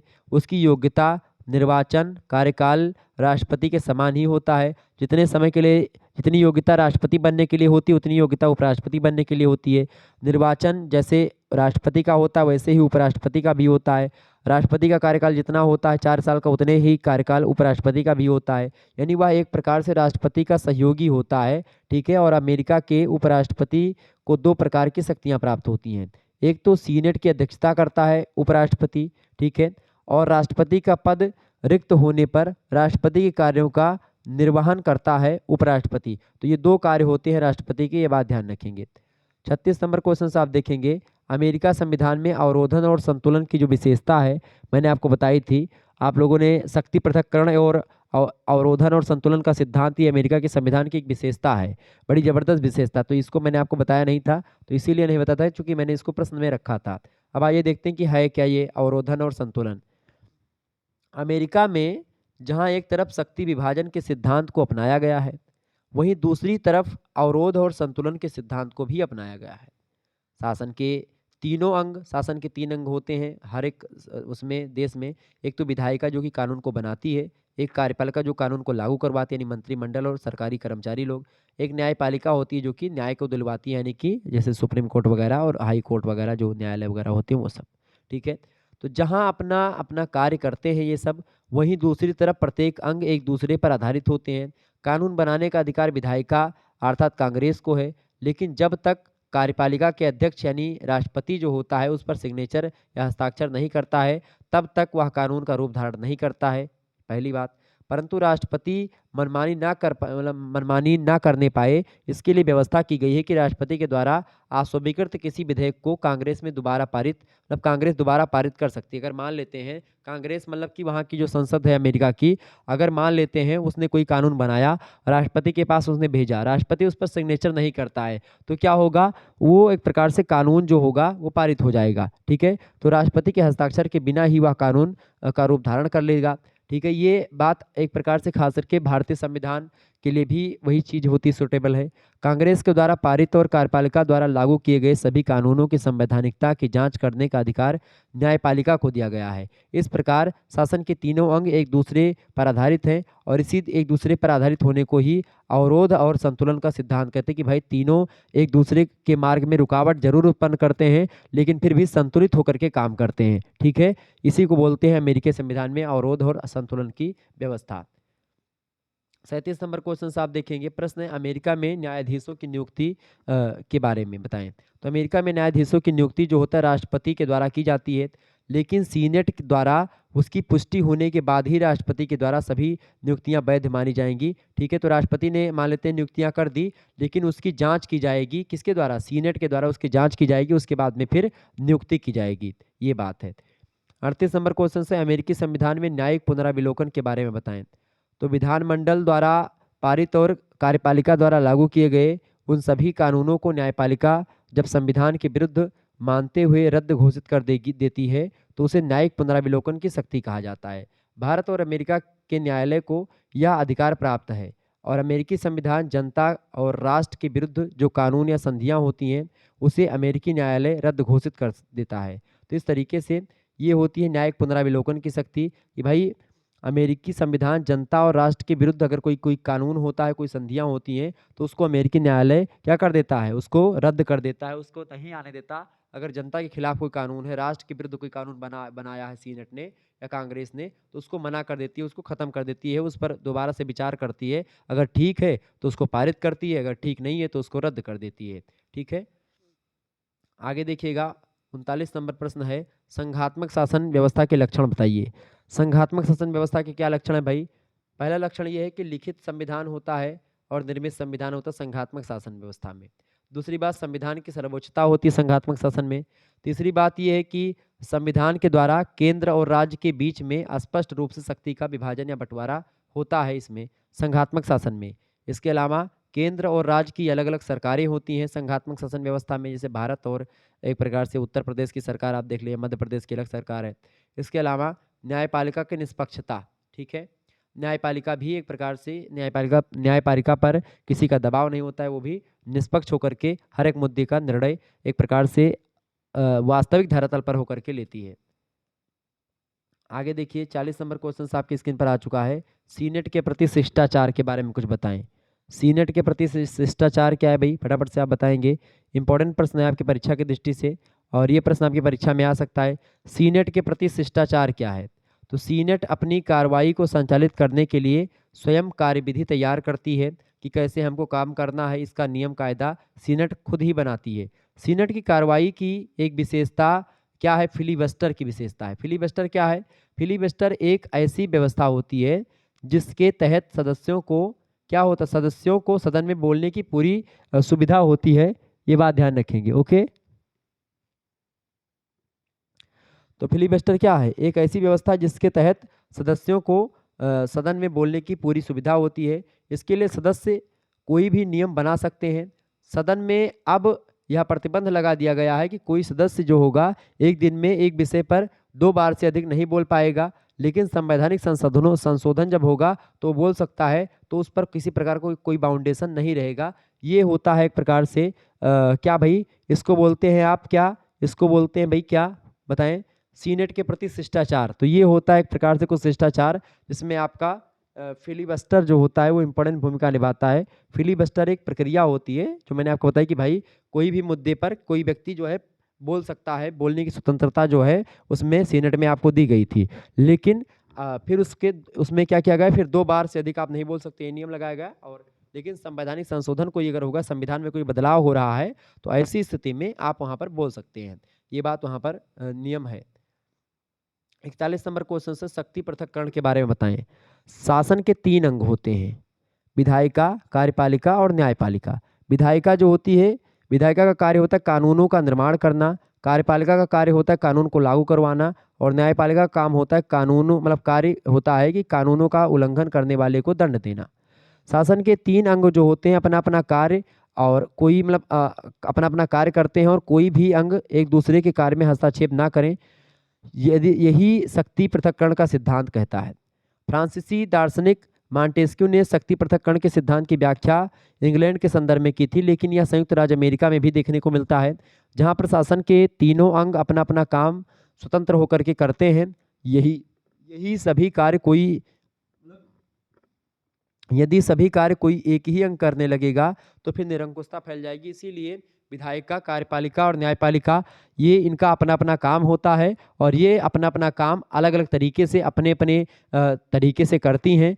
न्यायपालिका कार्यपालिका के काम में हस्तक्षेप नहीं करती है, कार्यपालिका न्यायपालिका के काम में हस्तक्षेप नहीं करती है, और विधायिका ना तो कार्यपालिका ना ही न्यायपालिका के मामले में हस्तक्षेप करती है, और ना ही कार्यपालिका और न्यायपालिका विधायिका के मामलों में हस्तक्षेप करती हैं। तो इस तरीके से एक दूसरे से लोग स्वतंत्र हैं, निष्पक्ष होकर के एक दूसरे से काम करते हैं, किसी का किसी पर दबाव नहीं होता है। तो ये होता है आपका शक्ति पृथक्करण का सिद्धांत। 42 नंबर क्वेश्चन आप देखेंगे, प्रश्न आपकी स्क्रीन पर आ चुका। स्विट्जरलैंड की संघीय कार्यपालिका के बारे में बताएं। स्विट्जरलैंड बड़ा ही जबरदस्त एक प्रकार से यहाँ की संघीय कार्यपालिका है, और संघीय कार्यपालिका यहाँ के संविधान की विशेषता भी है। स्विट्जरलैंड में संघीय कार्यपालिका को संघीय सरकार के नाम से जाना जाता है। संघीय सरकार को बहुल कार्यपालिका भी कहा जाता है, क्योंकि यहाँ कार्यपालिका की शक्ति 7 सदस्यों की एक समिति में निहित होती है स्विट्जरलैंड में, और इन सभी सदस्यों को समान अधिकार प्राप्त होता है, 7 सदस्यों को। ये 7 सदस्य जो होते हैं अलग अलग कैंटन से आते हैं, जैसे राज्य होते हैं हमारे यहाँ वैसे कैंटन होते हैं स्विट्जरलैंड में, तो वहाँ से अलग अलग जगहों से 7 सदस्य जो होते हैं वो आते हैं और जो है वो संघीय सरकार का निर्माण करते हैं। वे रक्त संबंध से नहीं जुड़े हुए होते, मतलब कि एक दूसरे से, ऐसा नहीं कि भाई वो एक दूसरे के चाचा चाची के लड़के हों या मामा मामी के लड़के हों, ऐसा नहीं होता है, वो रक्त संबंध या ब्लड रिलेशन से नहीं होते हैं।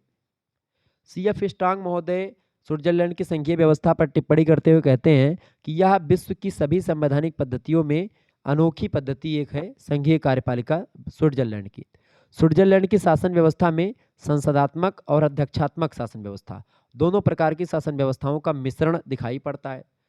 स्विस कार्यपालिका यानी स्विट्जरलैंड की कार्यपालिका के 7 सदस्यों में से जो 4 सदस्य होते हैं वो जर्मन भाषा से आते हैं, क्योंकि स्विट्जरलैंड में कई भाषाएं बोली जाती हैं, फ्रेंच भी बोली जाती है, इटालियन भी बोली जाती है और जर्मन बोली जाती है।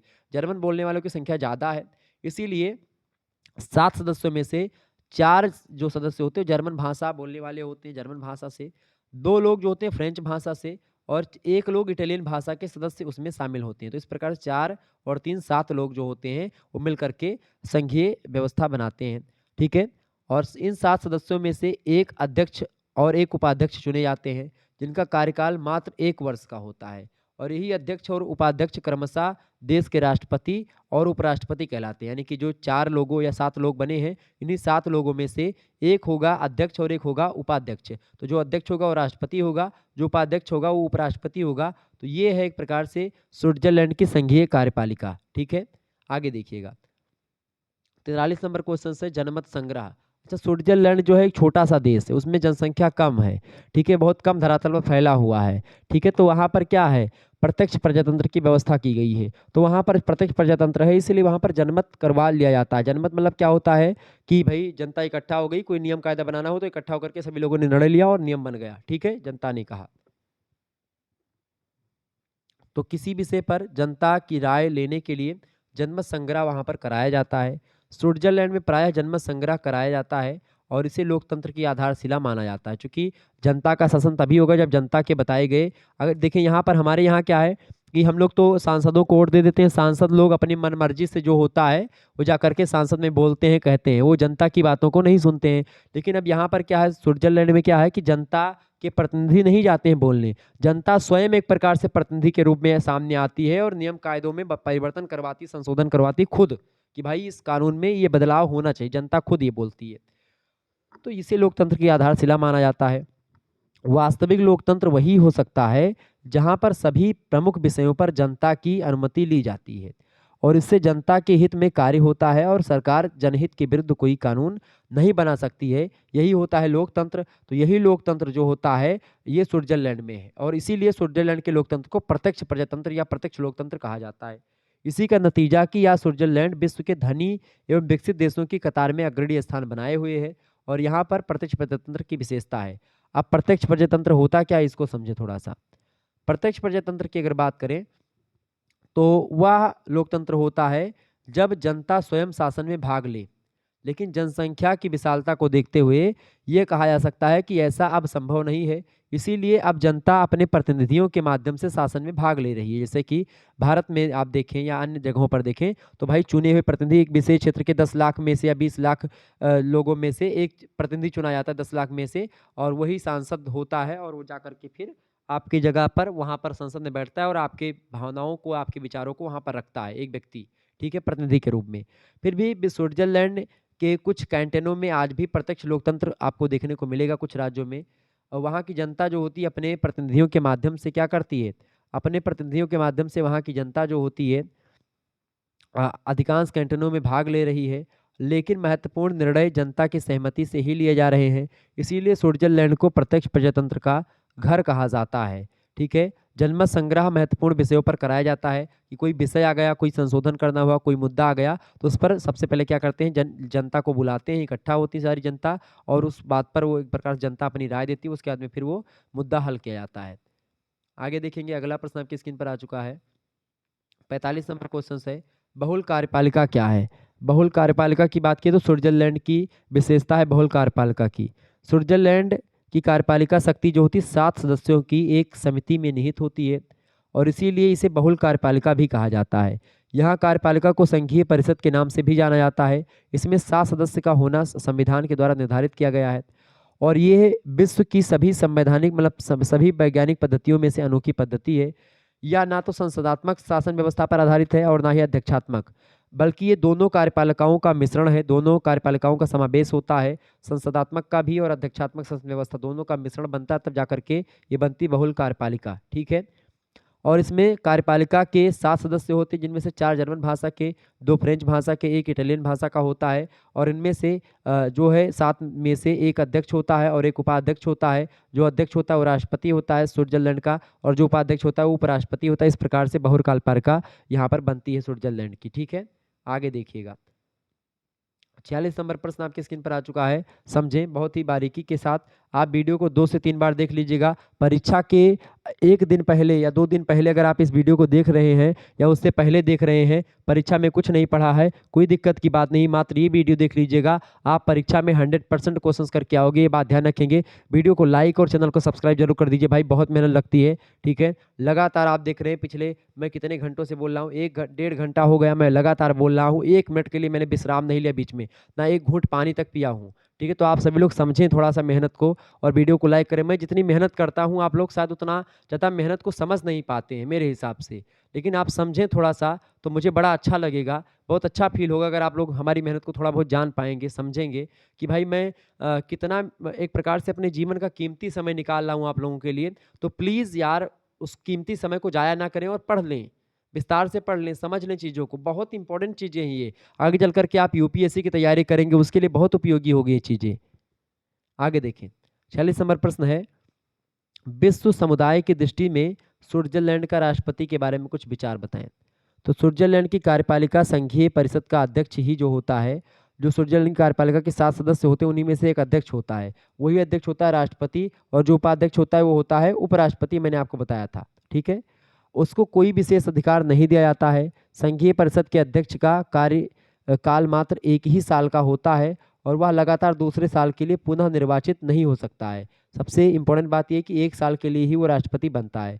संघीय परिषद की बैठक इन्हीं अध्यक्षता में होती है, मतलब इन्हीं की अध्यक्षता में जब संघीय परिषद बैठती है तो अध्यक्षता कौन करता है, राष्ट्रपति ही करता है।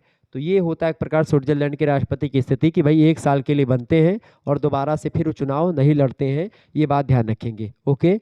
आगे देखेंगे, स्विट्जरलैंड से रिलेटेड और भी चीज़ें हैं कुछ, जैसे कि स्विट्जरलैंड में लैंड सजेमा को प्रारंभिक सभाएं भी कहा जाता है, ठीक है। और जिन कैंटेनों में विधानमंडल नहीं है, यानी राज्य जिसको जैसे कैंटेन वहाँ पर चलता है वैसे यहाँ पर राज्य अपने यहाँ पर, तो जिन कैंटेनों में विधानमंडल की व्यवस्था नहीं है वहाँ विधानमंडल का कार्य कौन करता है, लैंड सजेमा जो है वहाँ पर विधानमंडल का काम करती है। और इन कैंटेनों में वयस्क नागरिकों की वर्ष में एक बार या आवश्यकता पड़ने पर इससे अधिक बैठकें होती हैं और इस सभा में अगले वर्ष के लिए प्रशासनिक कार्य चलाने के लिए एक कार्यकारिणी परिषद का चुनाव किया जाता है, जिसका प्रधान जो होता है लैंड्समैन कहलाता है।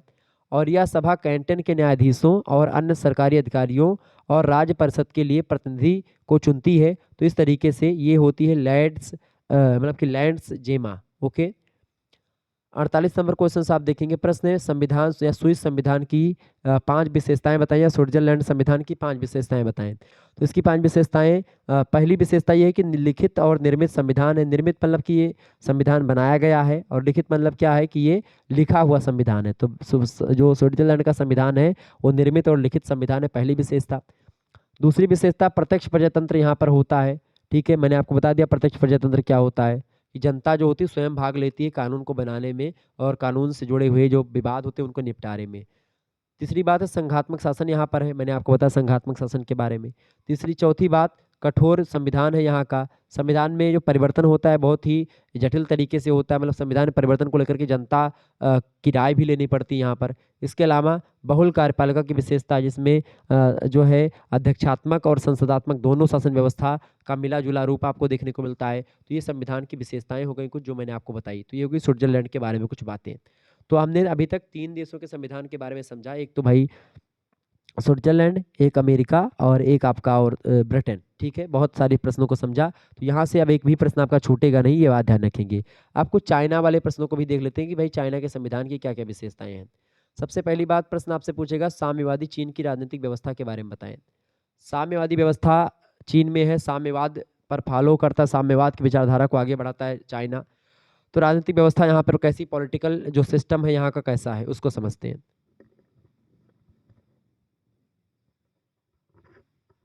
साम्यवादी चीन में जो है एक दलीय व्यवस्था, यहाँ पर द्विदलीय नहीं है ना बहुदलीय है, एक दल है यहाँ पर। और वह भी जो है चीन का जो साम्यवादी दल है वो इसी को बोलते हैं, वही वही दल है और वही के राष्ट्रपति बनते हैं, एक ही दल है। संविधान के द्वारा दूसरे दलों के निर्माण पर प्रतिबंध लगाया गया है यहाँ पर चाइना में। साम्यवादी चीन एक दलीय और एक सदनात्मक व्यवस्था के सिद्धांत पर चल रहा है, मतलब यहाँ पर क्या है, एक सदन है और एक ही दल है। और ठीक है, और मतलब संविधान के द्वारा आप ये नहीं कर सकते, आप कोई दूसरा दल भी नहीं बना सकते हैं, ये नियम है। जैसे अपने यहाँ पर भाजपा, कांग्रेस, ये सब दुनिया भर के जो है वो है नहीं, मतलब की पार्टियां हैं, ऐसे वहाँ पर कोई पार्टी नहीं है, एक ही पार्टी है, वो है साम्यवादी दल। उसी से लोग प्रधानमंत्री मतलब वहाँ के राष्ट्रपति वगैरह बनते हैं। ठीक है, ये बात ध्यान रखेंगे। आगे देखिए 50 नंबर प्रश्न है, तुलनात्मक राजनीति के परंपरागत उपागम क्या क्या है। राजनीतिक संस्थाओं और सरकारों के तुलनात्मक अध्ययन को परंपरावादी उपागम के रूप में जाना जाता है। इस उपागम में निम्न अध्ययनों पर बल दिया जाता है। परंपरागत उपागम में पहली बात तो तुलनात्मक शासनों का अध्ययन किया जाता है इसमें। दूसरी बात, लिखित संविधानों पर बल दिया जाता है। तीसरी बात, शासन के ऐतिहासिक और औपचारिक ढांचे पर बल दिया जाता है। चौथी बात, शासकीय संरचनाओं में समानताएं और असमानताएं जो होती हैं उनका अध्ययन किया जाता है विभिन्न देशों के। इसके अलावा यूरोपीय और अमेरिकी संस्थाओं का अध्ययन इसमें किया जाता है तुलनात्मक रूप से। इसके अलावा क्रियाशील जो तत्व होते हैं उनके बारे में, दबाव समूह यानी प्रेशर ग्रुप्स के बारे में, राजनीतिक शक्तियों के बारे में, पॉलिटिकल जो पावर हो उनके बारे में, और राजनीतिक अभिजन जो होते हैं उन सभी का अध्ययन जो है एक प्रकार से हर एक देश के बारे में चर्चा की जाती है। हर एक देश को आधार बना करके उन दोनों को कंपेरिजन करके चर्चा होती है। ठीक है, आगे देखें 51 नंबर प्रश्न, तुलनात्मक राजनीति के अध्ययन में आधुनिक उपागम क्या होता है। तो वो ये हो गया परंपरागत उपागम जो मैंने बताया। आधुनिक उपागम आधुनिक मतलब आधुनिक उपागम जो है ये अधिक वैज्ञानिक और क्रमबद्ध होता है, सिस्टमेटिकल होता है। आधुनिक उपागमों के यानी आधुनिक जो अप्रोच होते हैं, मॉडर्न अप्रोच होते हैं जो तुलनात्मक राजनीति के या पॉलिटिकल जो एक प्रकार से पॉलिटिकल जो राजनीति है या जो कंपैरेटिव पॉलिटिक्स है, इसके अध्ययन के जो एक प्रकार से जो आधुनिक उपागम है, मॉडर्न अप्रोच है, उसके प्रयोग से तुलनात्मक राजनीति के विषय के क्षेत्र को हम लोग सिस्टमेटिकल वे में समझ सकते हैं या क्रमबद्ध करने में सहायता मिलती है।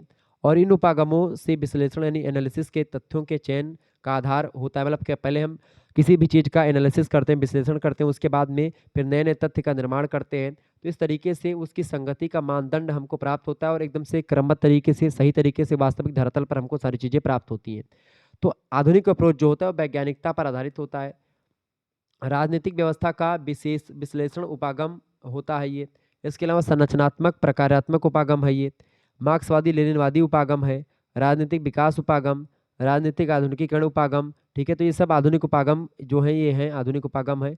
इसके अलावा राजनीतिक सांस्कृतिक उपागम, तो ये सब राजनीतिक संस्कृति, राजनीतिक और आधुनिकीकरण, राजनीतिक विकास, मार्क्सवादी लेनिनवादी, तो ये सब क्या है? ये सब एक प्रकार से राजनीति को समझने के लिए ये सब अप्रोच हैं जिनके माध्यम से हम इनको समझ सकते हैं। आगे देखेंगे, अगला प्रश्न है चाइना के संविधान से रिलेटेड। देखिए 52 नंबर प्रश्न, चाइना के संविधान में जानने वाली ज़्यादा चीज़ें है भी नहीं उतना ज़्यादा इंपॉर्टेंट, ठीक है। बाकी अगर एक आध दो प्रश्न पूछ लिया जाएगा तो आप समझ जाइएगा, ठीक है, यहीं से आएंगे। चाइना में क्या है? चीन में एक देश दो शासन व्यवस्था है। चीन को साम्यवादी चीन कहा जाता है और 24 प्रांतों में बटा हुआ है चाइना, फिर भी वहाँ पर एकात्मक शासन है। हांगकांग जो एक देश है, 1 जुलाई 1997 में पूर्व मतलब 1 जुलाई 1997 से पहले उस पर ब्रिटेन का शासन था हांगकांग पर। ब्रिटिश शासन समाप्ति के बाद वह चीन के भूभाग में आ गया और चीन उस पर कब्जा कर लेता है, परंतु एक समझौते के अनुसार वह चीन का अंग होते हुए भी लोकतांत्रिक प्रक्रिया को अपनाए हुए है और ओलंपिक, एशियाड और अन्य खेलों में उसके खिलाड़ी हांगकांग देश के रूप में शामिल होते हैं। चीन में साम्यवादी व्यवस्था को अपनाया है और वहाँ लोकतंत्र नहीं है, अतः चीन जो है एक देश दो शासन व्यवस्थाओं पर चल रहा है। ताइवान को भी चीन अपना अंग मानता है, लेकिन वही दूसरी व्यवस्था स्वतंत्र देश के रूप में उसको कायम मतलब कि वो कायम मतलब स्वतंत्र देश के रूप में वो ताइवान की बात करें या हांगकांग की बात करें तो वो स्वतंत्र देश है अपने आप में, लेकिन उसका मतलब कि चाइना अपने आप को मतलब चाइना समझता है कि हमारे अंडर में है और कुछ ना कुछ मामले में वो अंडर में ही है चाइना के, लेकिन फिर भी वो एक प्रकार से दुनिया के नज़रों में एक देश के रूप में है। ताइवान और ताइवान इस समय चाइना को बड़ी कड़ी टक्कर दे रहा है, चाहे वो एक प्रकार से टेक्नोलॉजी के मामले में हो या एक प्रकार से जो औद्योगिक मामलों में हो।